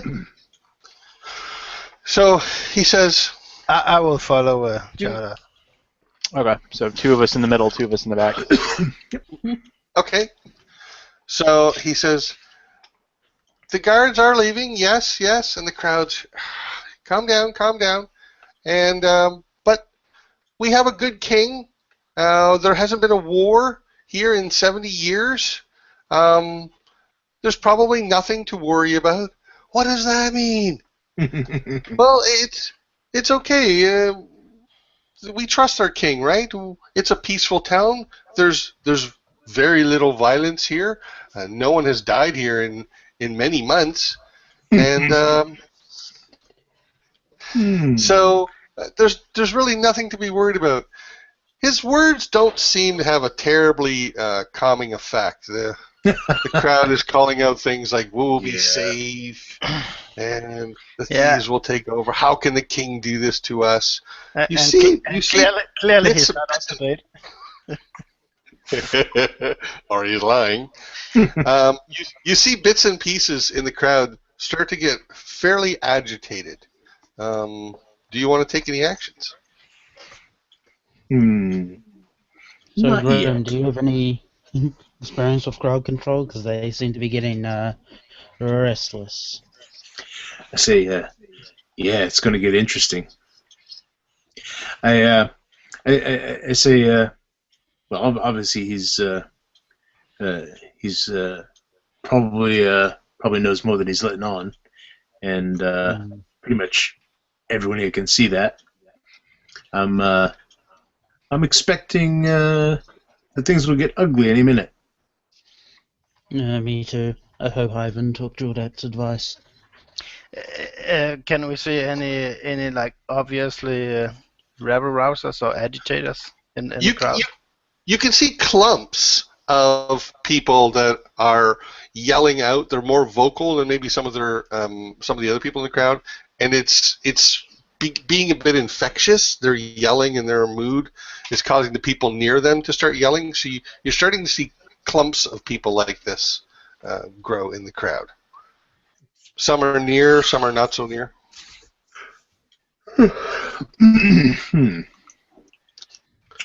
Why did they take all our soldiers? Is this a prelude to war?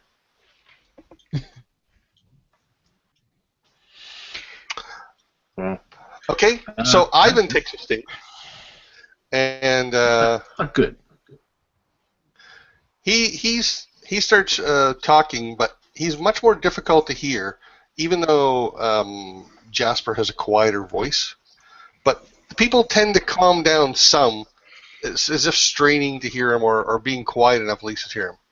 Look, I don't know why the guards left, but Jasper's right. We have a good king, and I'm sure he had a good reason. Now, when I know any details as to why, I'll let you all know. He gives a sideways look at Jasper. Now, he's also right about something else. We have a fairly good town here. There isn't people getting hurt in the streets every day. We go about our lives. Let's just keep our heads and keep doing what you do. Live your lives. And when we know more, we'll tell you. The crowd still seems fairly agitated. Somebody takes a bottle and fires it towards the stage. And you get an idea of where it came from the crowd, but not the exact person. It kind of goes and smashes against the front of the stage.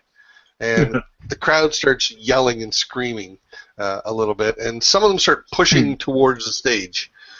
Ivan, he hops up on stage and stands near the mayor, who's trying to make his way off the stage. I'm also going to press towards the stage. Okay. You trying to just get near it, or no? just If I can get to it and get on it, I will. Yep. Okay. Yep. As he begins to move, Balmira will follow him. Okay. No problem. You can push your way through the crowd. Yeah, I see them moving, and I kind of sigh to myself, and I get up, and my little stool vanishes. Oh.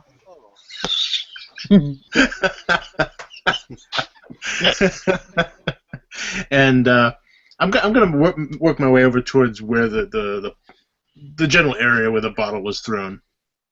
Okay. Sure. I'll be trying to make my way, taking basically the long way to the front by going around the edge of the crowd. The front? That's 3,000 miles away. Yeah, so as Rob, you get just to tell the me when I get to the capital. Right. Yeah. We'll come back to you in 6 sessions. As you get to the edge of the crowd, you see a couple people pushing and shoving near the crowd, and one pushes another to the ground, and he starts kicking him. That you get on stage, Balmera, you are next to the stage. Mm-hmm. The crowd is yelling and sort of pressing against. It's not outright violence yet, except for the few little incidents I mentioned. So, Jada, you're on stage now. I look to Ivan like, seeing if there is a direct sort of do this coming from him, and Okay.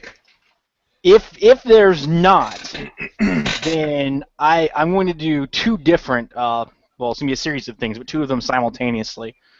The first one is I'm going to reach back and just brush the mayor as he's heading towards the edge of the stage, and Okay. you'll see his clothing ruffle for a second, and maybe like a little bit of sand falls out of his sleeves, and Okay. casting Sanctuary on him, so Nice. nobody can attack him without having to beat my spell DC.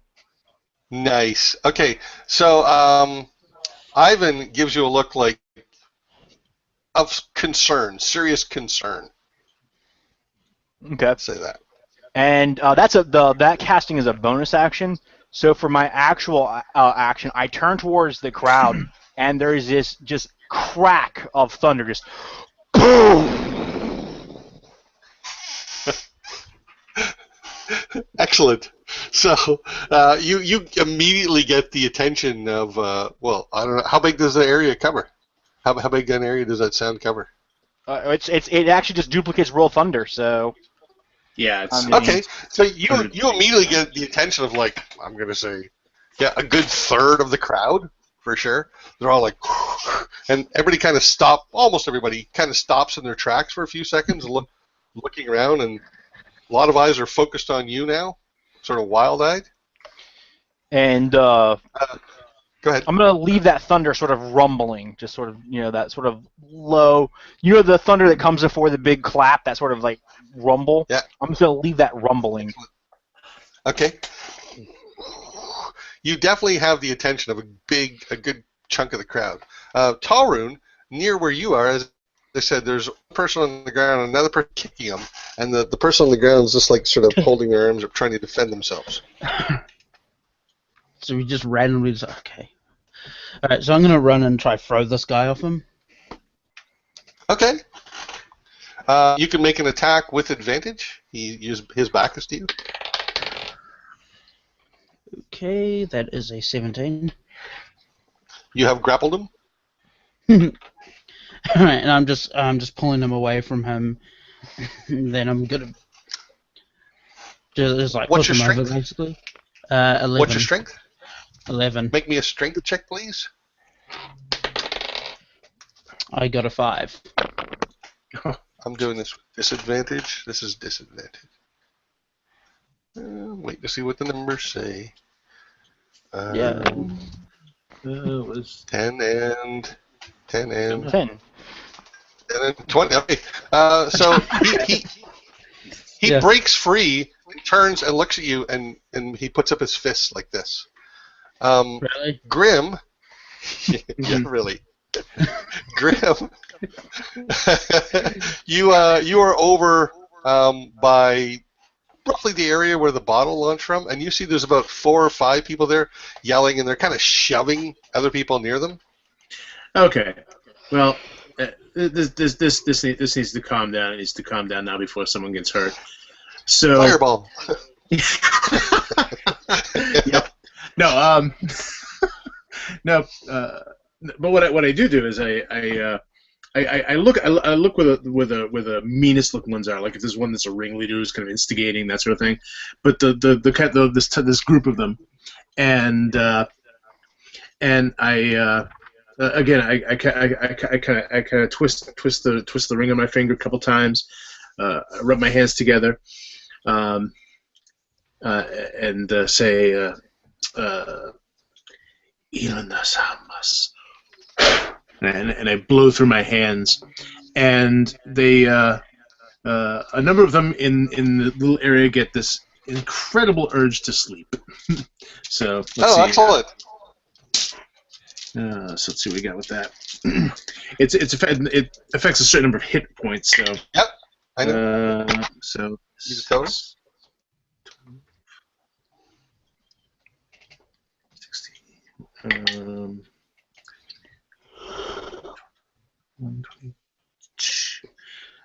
23 hit points worth. Okay, so 6 of them.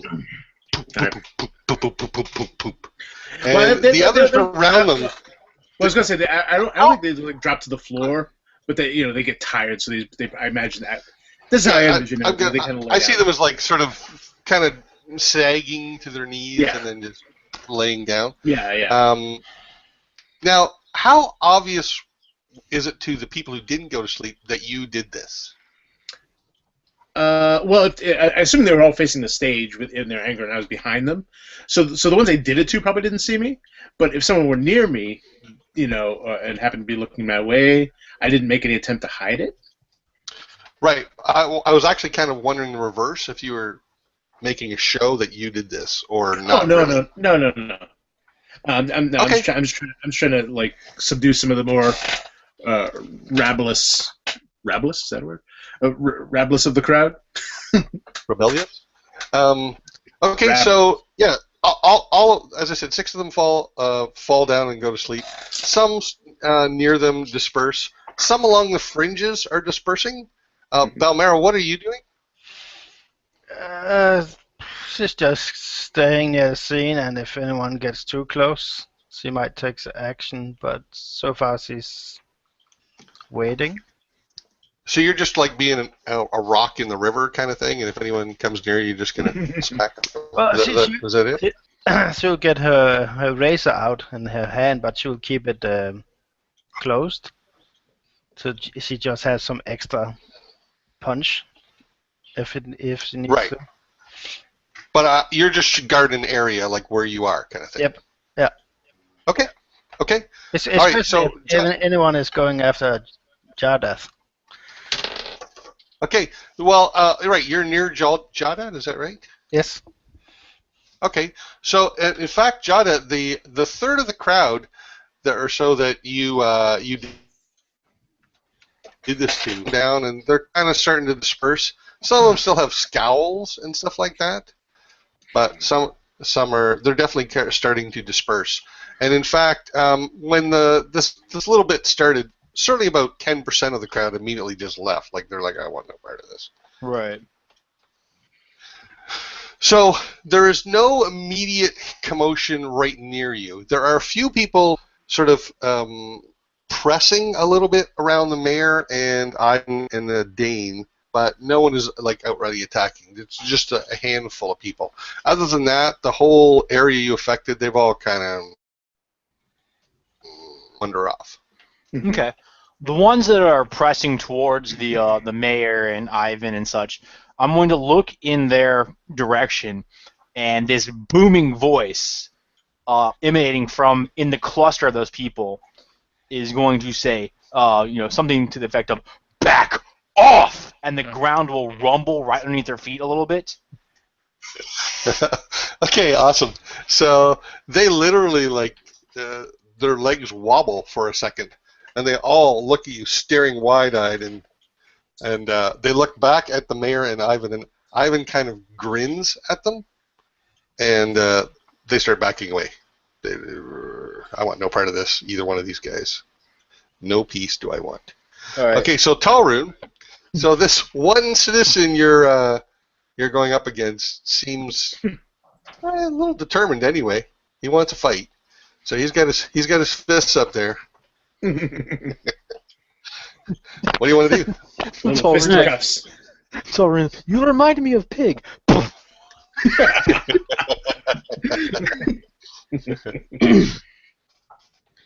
Alright, I'm gonna... Basically, what I'm gonna do is I'm gonna try, like, punch him in the head, but I'm gonna stop short of actually connecting the blow. And I'm trying to do this... Make it look like it's so easy for me to hurt him, just so he understands what a bad idea this is. Basically, give him a jab. Did he see coming? Okay, so I'm gonna have you roll initiative against this guy. Alright. Yeah, I got an 18. 8. Yeah, I'm like 10 up on him, so... Okay, so make your attack. Okay, that is a 14. So I'm going to call that an intimidation roll. You succeed in your action, and let's see if he is intimidated. What's the counter for intimidation? Okay, so he does not back down stupidly. And can you do a flurry of bitch slaps? I might have it's going to come to that.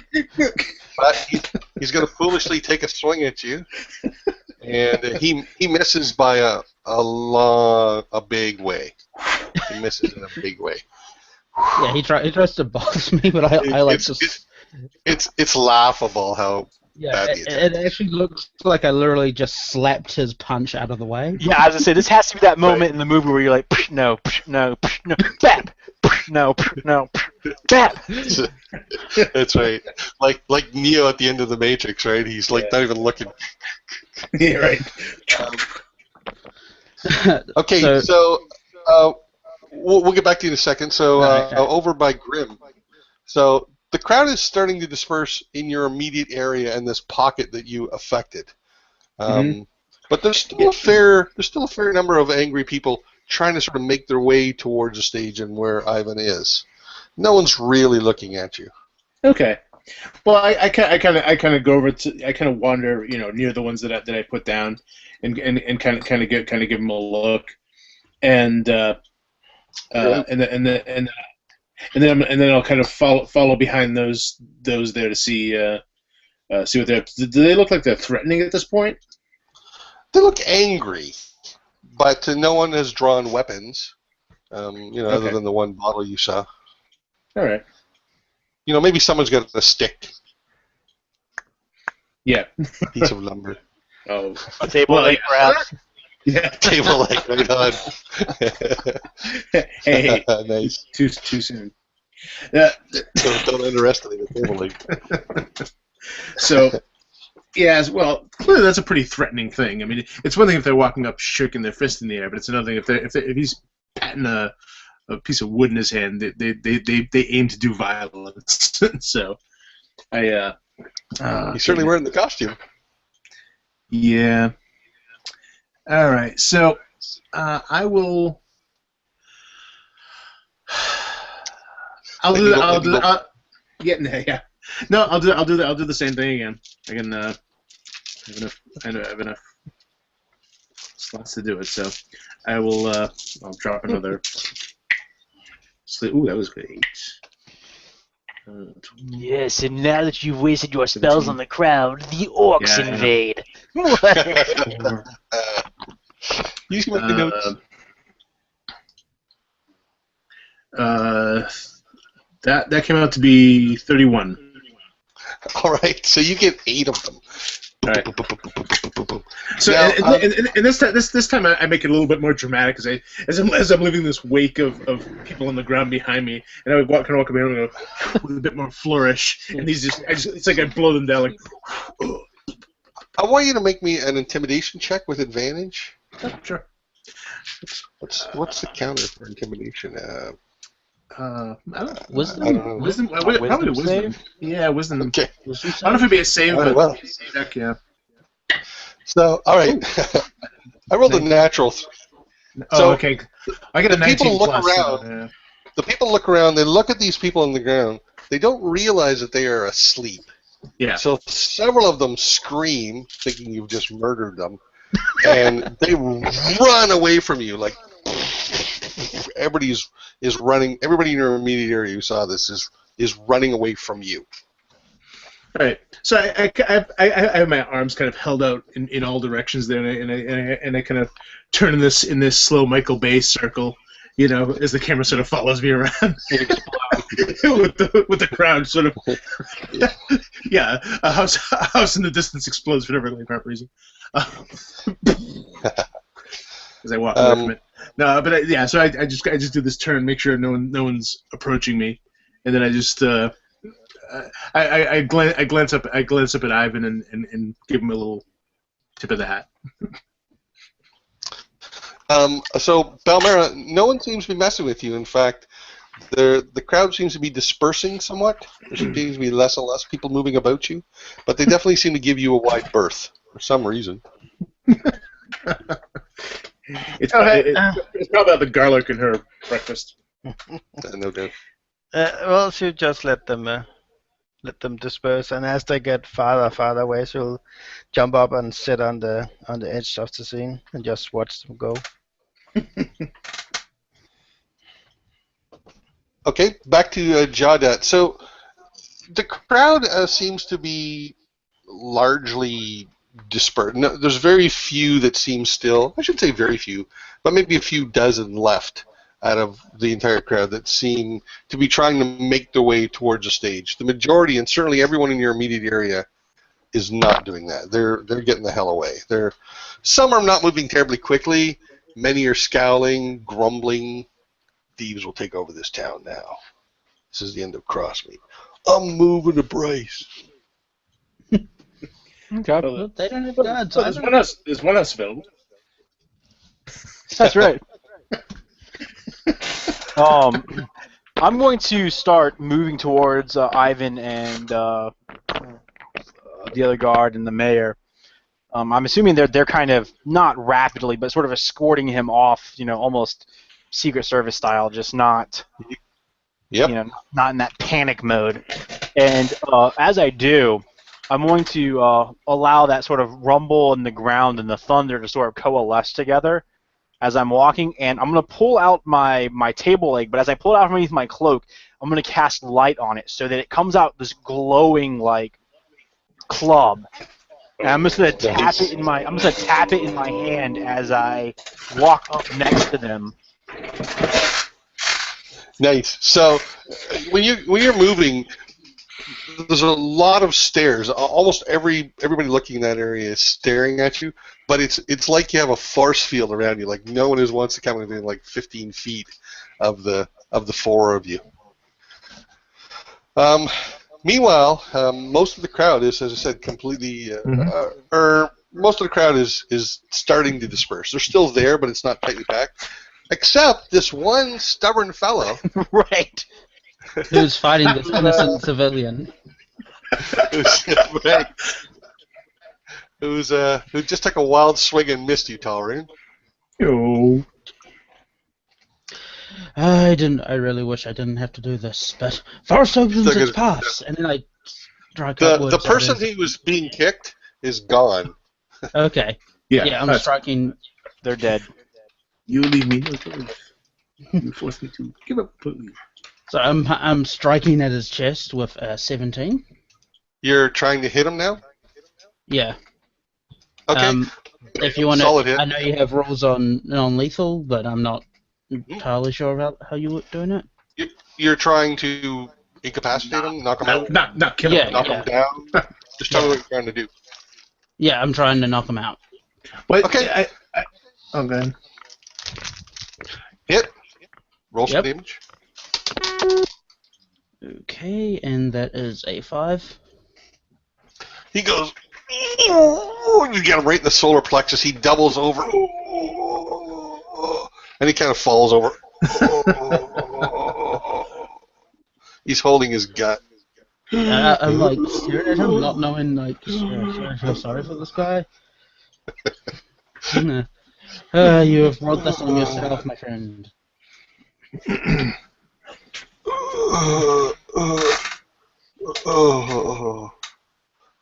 I wonder what the others are doing. I leave and continue to kind of make my way to the. As you sort of turn around, you see me in this wake of bodies on the ground. It's like... Yeah, the scowling, grumbling crowd continues to disperse.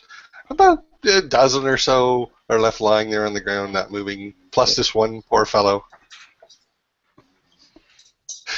Over at the far side of the pavilion, where not too far from the stage, you see Jawdat shining brightly as the four of them make their way back to the streets. I kind of walk up next to Torun, sort of looking at him. Say, what about the lights of Crossmeet? That'd be a catchy name.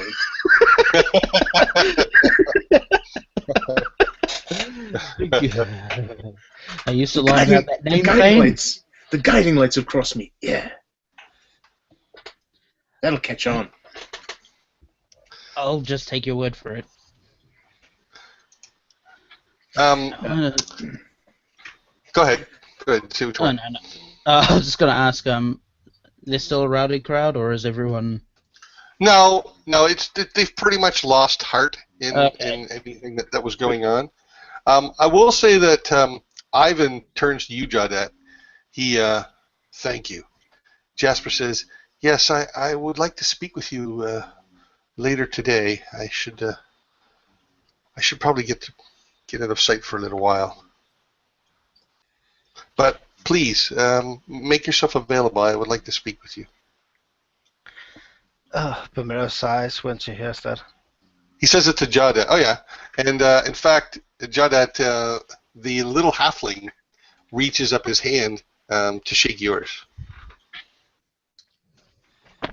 I reach down and shake his. I don't think I've ever shaken a half-orc's hand before. It's good to meet you.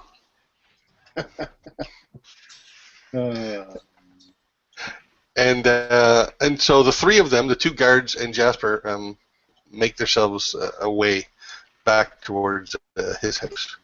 As soon as they're out of reach, Bamiro gets up and go over to Jada. So let me guess, you want to have a meeting with him to further and find out what's going on with the guys and what we can do? No, I want to have meeting with him because he says he wants to have meeting. Yeah. Well, so these fellows on the ground, you think we should tie them up, or just let them wake up and feel foolish? Yeah, they will wake up and their heads will hurt. They'll be okay. I kind of glance over to where Swin and his companions were. Are they gone? You see them still back over here. Okay. Mm-hmm. Well, they're kind of looking and grinning. I'm not.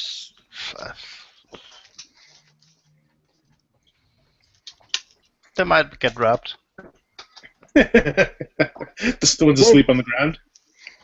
When you see the ones on the ground, I believe it lasts for a minute. Is that right? Yeah, about that. Yeah. Mm-hmm. Okay, one of them wakes up, and before the others, and he looks around and he goes over and he starts picking the pocket of one of the sleeping ones, and that guy wakes up and sees what he's doing, and they start fighting, like this fighting. You see, Yeah. and this is the people you want to protect. But Mira goes over to them and kind of like, okay, break it up.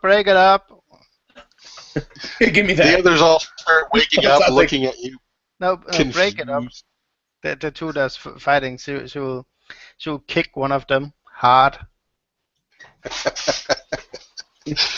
All right, you succeed in. They don't know what to make of you, but they certainly didn't like being kicked, and so you succeed in breaking up the fight, and the rest gradually wake up and start dispersing. I point to the one who is trying to pick his pocket. And what are you thinking? You're not licensed. He would have done it if he woke up first.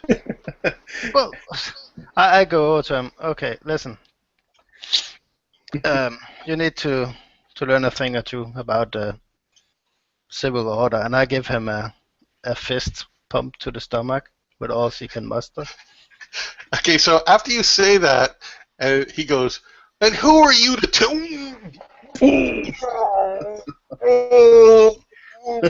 Okay. He sort of staggers away from you. I go back to Grim. See? I can break up crime. I can be nice one. I can be fair, and he says that extremely loud. Yes, yeah, you're a delicate flower.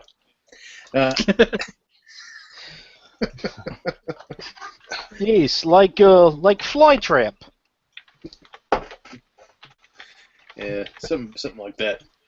So, what's this meeting? The what now?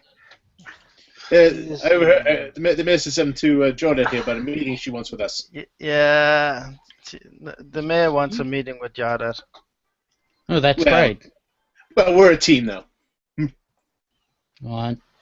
Yes, speaking of which, I think that we could maybe just call ourselves the Guard. It seems to have an opening recently. Yeah, but people won't confuse us with the God as opposed to the God. I don't think so. I kind of say in a low voice to Grim, I think he was kidding. How can you tell? I kind of smile like tuskily at them. I still think guiding light was a good idea. Yes. Guiding light, that sounds like some half-baked religion. Well, these people do see this fellow here is kind of the leader of the group, and he's somewhat religious anyway. Oh, yeah, that is true, Jardat. Whoa. Wait, it's not me who's leader. Yeah, well, you're the one that... I'm afraid you are. Yeah, you're the one that speaks with all the prominent... Yeah, you're the leader. It's not best for me to do this. There's too many obstacles. I am not from here. I look different. I sound different. I have hard time with names and words. I think perhaps this is something best set for Grim. We can even say that all of this plan was his idea. Yes, but people don't come up to Grim, no offense, and speak to him. It's because what I did was very dramatic. What Grim did was very practical. Again, what Grim did is very practical. What we need is a practical leader. This is why we must not let Belmira be leader. Right. That's why we need you. We need a. Well, basically, we need a big guy who can stand out as the leader.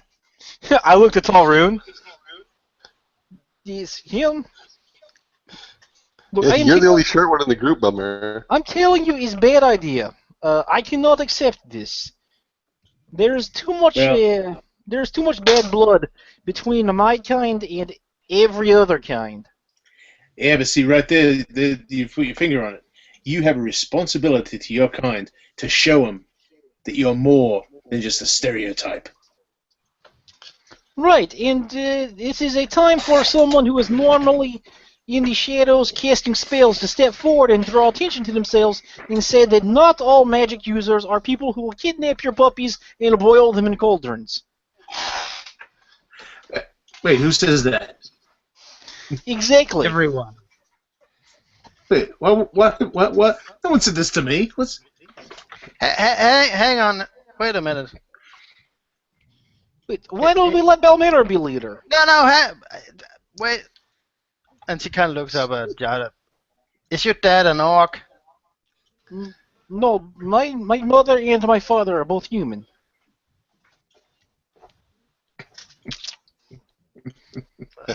Figure that one out. I mean, I don't know much about, but that's not. I don't know a lot about genetics, but something tells me. I'm pretty sure somewhere in your blood. I have some bad news for you, Father. Mother used to go to visit a lot of sick friends once in a while. She was very fond of the cook. Okay, well, your family Who happened in New York?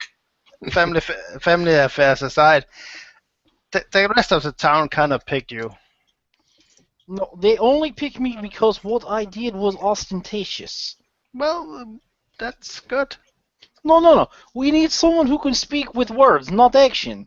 If we wanted someone who only speaks through ill-thought-out action, we would choose you. But we need someone who speaks through good words. The best use of words I have heard so far is no offense, Tolrun, but your words is like taking all left-hand turns to make a right.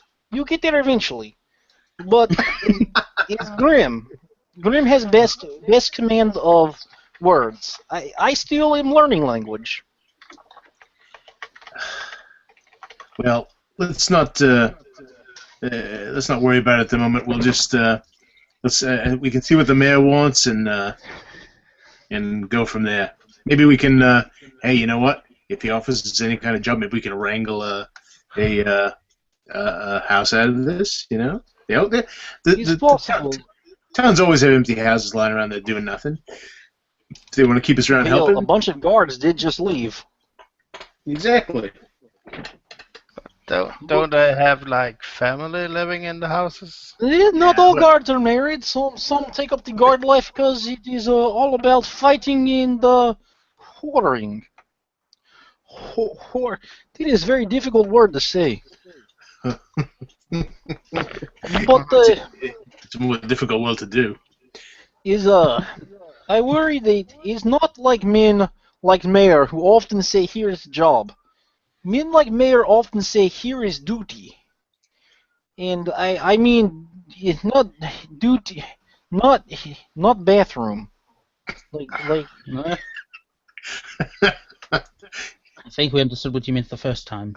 yes. And duty does not always pay. It is often something that is done because you must. And although none of us have direct ties here, I do not think it is beyond them to say, "Is we are in bad situation. If you are good people, you must help."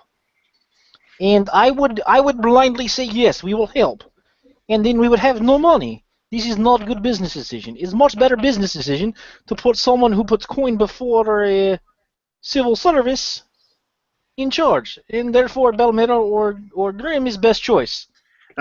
Fine. No, hang on. I don't put coin across civil service. Not across, before is big difference. Well, I don't do that either. Tell you what, we can discuss tonight your lack of coin and civil service, much like you talked for hours last night about how you are not unfair. But let that be for tonight. Yes, we all heard. Here we go For again. many hours we heard. Well, fine, but you know, on second thought, maybe it's a better idea to have Grim be the Yes. speaker. Oh, fine. I, however, would like to be in charge of lunch, and I think we should go find some now. Yeah, let's find lunch and. If I'm gonna be leading anything, I really should get some new clothes. Mm-hmm. So, what do you think about my idea with scamming out dwarves? I mean, protecting the dwarves. Protecting the dwarves. Oh, well, I think we should do what the mayor has to say first. Oh my God! It's always let's listen to what Ivan has to say. Let's listen to what the mayor has to say. Let's listen to what the mayor has to say again. Because it is often that Ivan and Mayor and most 3-year-olds have very dedicated, specific, focused ideas. You seem to throw ideas out until something hits and sticks. Oh yeah. This is good talent, and we have to come back to it. Many of your ideas are still pinned, such as is the idea that we will fake robbing people and in return ransom their money back. Yes, that's still pinned. It's up here. And the extorting dwarves is up here. It's pinned right next to it.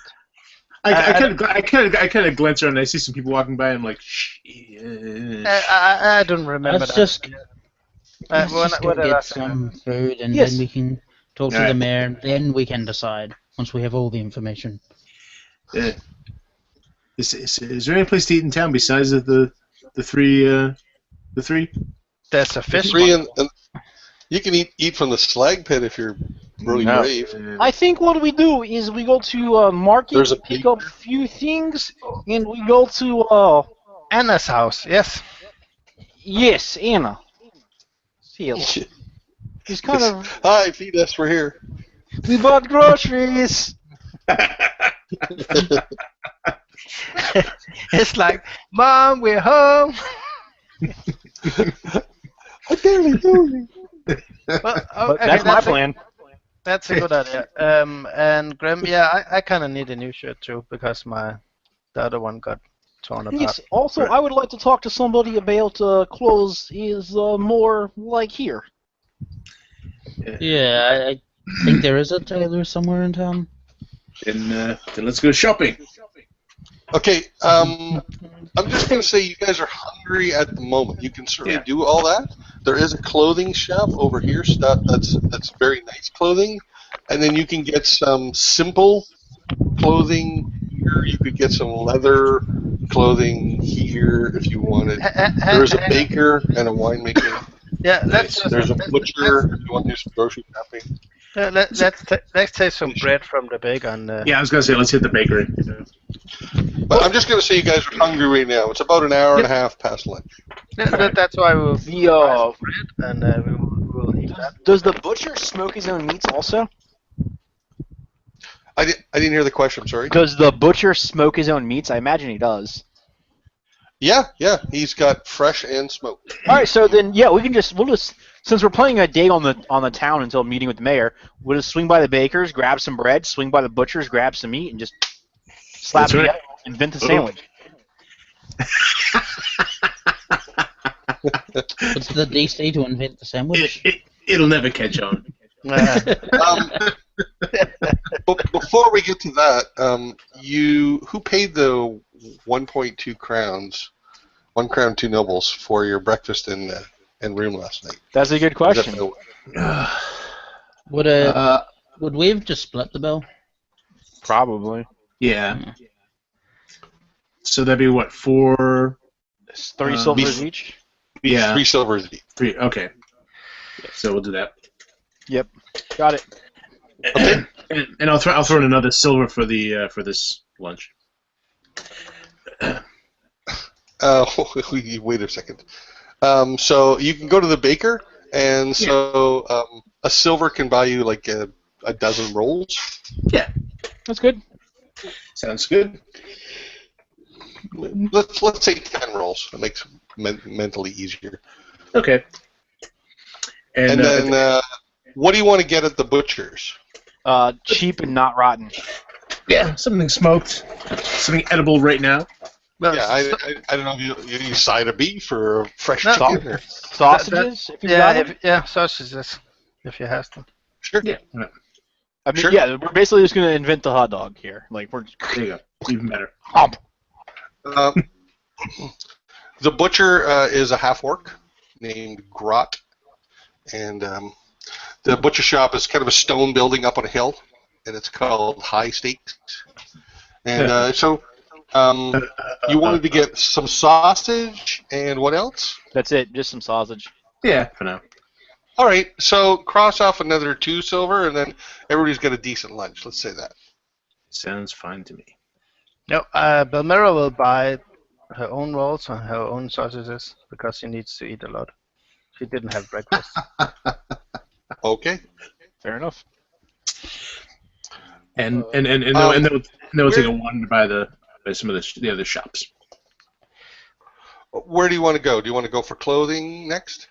Yeah. You said something about leather clothing? So there's like fancy clothing down here. Mm-hmm. This is workers might go there for upper end work clothes, not like silks and stuff like that, but really good quality work clothes. Or you can get some simple clothes at the general store. You can get some leather type clothes at the leather worker. And then there's an armorer. Yeah, I'd actually like to go to the leather worker myself. It's nearby, so. Fair Skins, is that the place? Fairskins is a taxidermist, and they also do furs and Murgy's, and that's run by Murgy's wife. Murgy, he does like the leather and leather armor and things like that. Awesome. If you guys don't mind, I just want to put off the shopping. We only got 20 minutes up. I think just put off the shopping till the next session because there's one more thing I want to accomplish tonight. Okay. Mm-hmm. Sure. If you guys are okay with it, but you definitely get your lunch, and then the mayor doesn't meet up with you, but rather Ivan does, and he says to you, follow me. I want to show you something. I think you'll like it. All of us? He is also back in uniform. The mayor's a construct. Yeah, although he addresses Jawdat. All right. So he leads you up by the guardhouse, and he actually takes you past the guardhouse and down this street, which is Guard Row. And he leads you to the last house. And you see, which is the last barracks house. I'm going to zoom in here a little bit so you can see that a bit. I don't know if I can zoom in. We're living in the last house on the left. Your left Right control here. button and wheel. Go for it. Right there by the R in guard. Okay. Or the D. Okay, you're that place there, that last barracks. Okay. So the mayor is hanging out there, and he comes up to Jawdat, and he says, he smiles up at you. Thank you. I want to thank you for everything you did for, well, not just the town, but also me today. And Yes. No need to thank me. It was our leader Graham's idea. oh, Gonna warn me next time. I say, well, it wasn't so much a plan as it was. Well, we thought there might be trouble, so we decided to keep an eye on things. I'm glad we could help. now I want you to understand that this is a unique situation. Now, we've never had cause to do this before, and I also need you to understand that this will probably never happen again. But that said, he looks at Ivan, who gives him a sort of stern nod. He hands you a scroll. If one of you could give me one common. Sure. We have to pay you to hire us? I flip him a comment. It's the fee of signing the document. He takes your processing fee.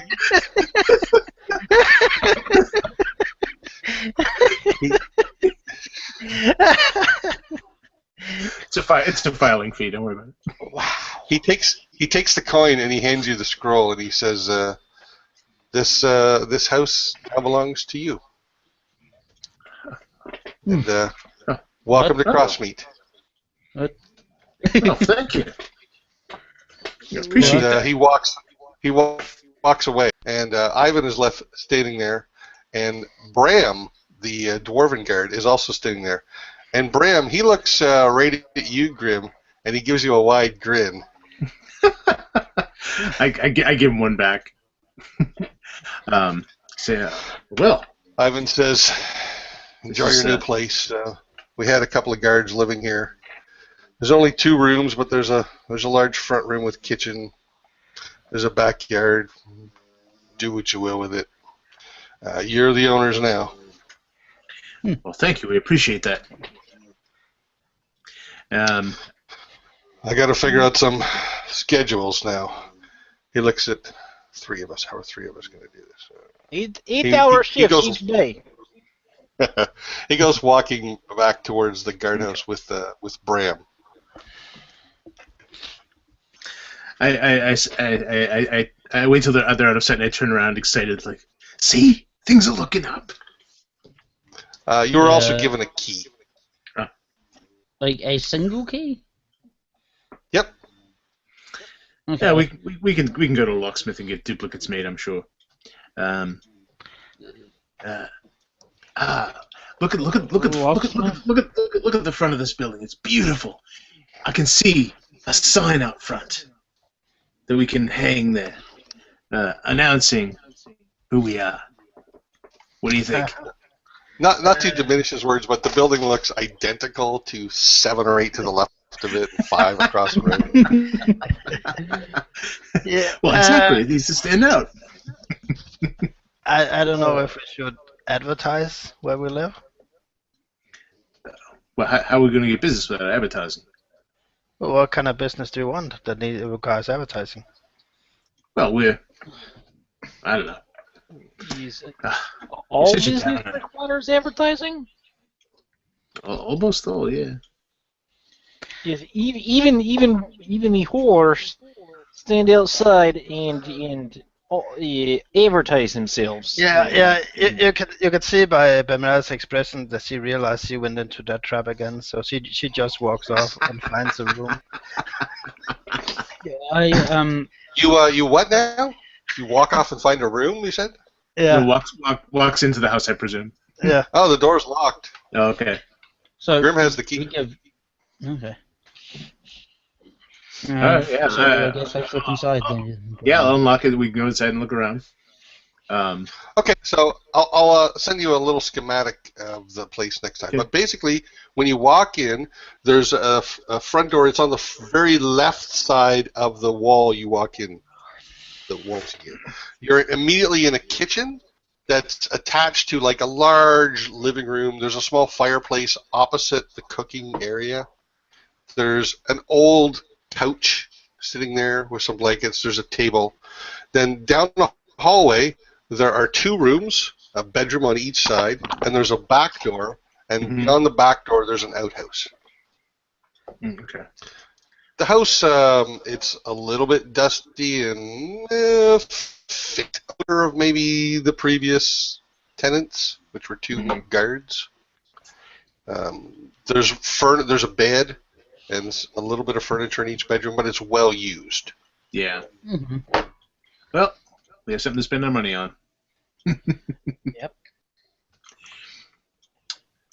Let me see. There's a small larder. I go. Just gonna sit down in one of the bedrooms. I'm sorry, did you say you're staking claim on one of the bedrooms? Just sitting down in one of them. Like, Oh, okay. if it's like a claim, I don't know. I don't really care. Does Balmero run to the other one and go, I called this one? Yeah. No. So that's only 2 beds. Look, there's a lot we can do in here. We can divide rooms up. We can add some things in here. It's all going to work out fine. Yeah.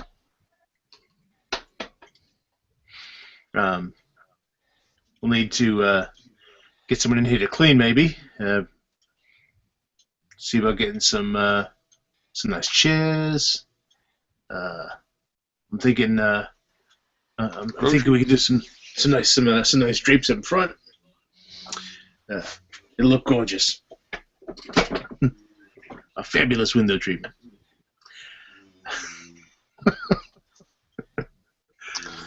If you guys want to claim rooms, I mean, you can fight over that. Yeah, well, I guess we'll wait and see the map, and then we'll figure it out. So, how long do you want to do anything more this day, this game day? Well, we buy clothes. Okay, I mean, so if you want to, I mean, we don't necessarily have to go through all that role playing it if you want, or it's up to you. Oh no, Yeah. I definitely want to.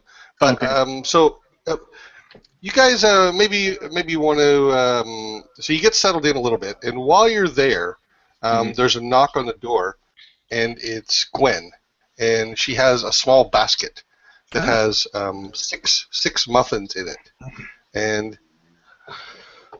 I told my mom that she could make these tonight, but she insisted on making them for you right away. So enjoy. Oh, well, thank you. That was awfully nice. How much do we owe your mother for these muffins? Oh no! Just return the basket at some point. Yeah, he's very kind. She nods and goes away. I'm actually going And then to about 10 follow minutes. her Go ahead. out because I'm going to be walking up towards the 3 to go get my pony because I'm tired of paying to have it kept there. We do have a backyard, so. Also feeding it, free common. Yeah, that's fine. All right, so you leave and you start following her, and as you do, you see a gentleman go up to the house you just left, and he's got a wide brim, dark hat. He's wearing a traveling cloak, covering over it that's sort of a dark brown, and he's dismounting from a horse, and he goes up and he knocks on the door, and we'll call it right there. Okay. All right. Thanks, everybody, for watching. Please comment, and we'll see you all again next week. Bye. Au revoir.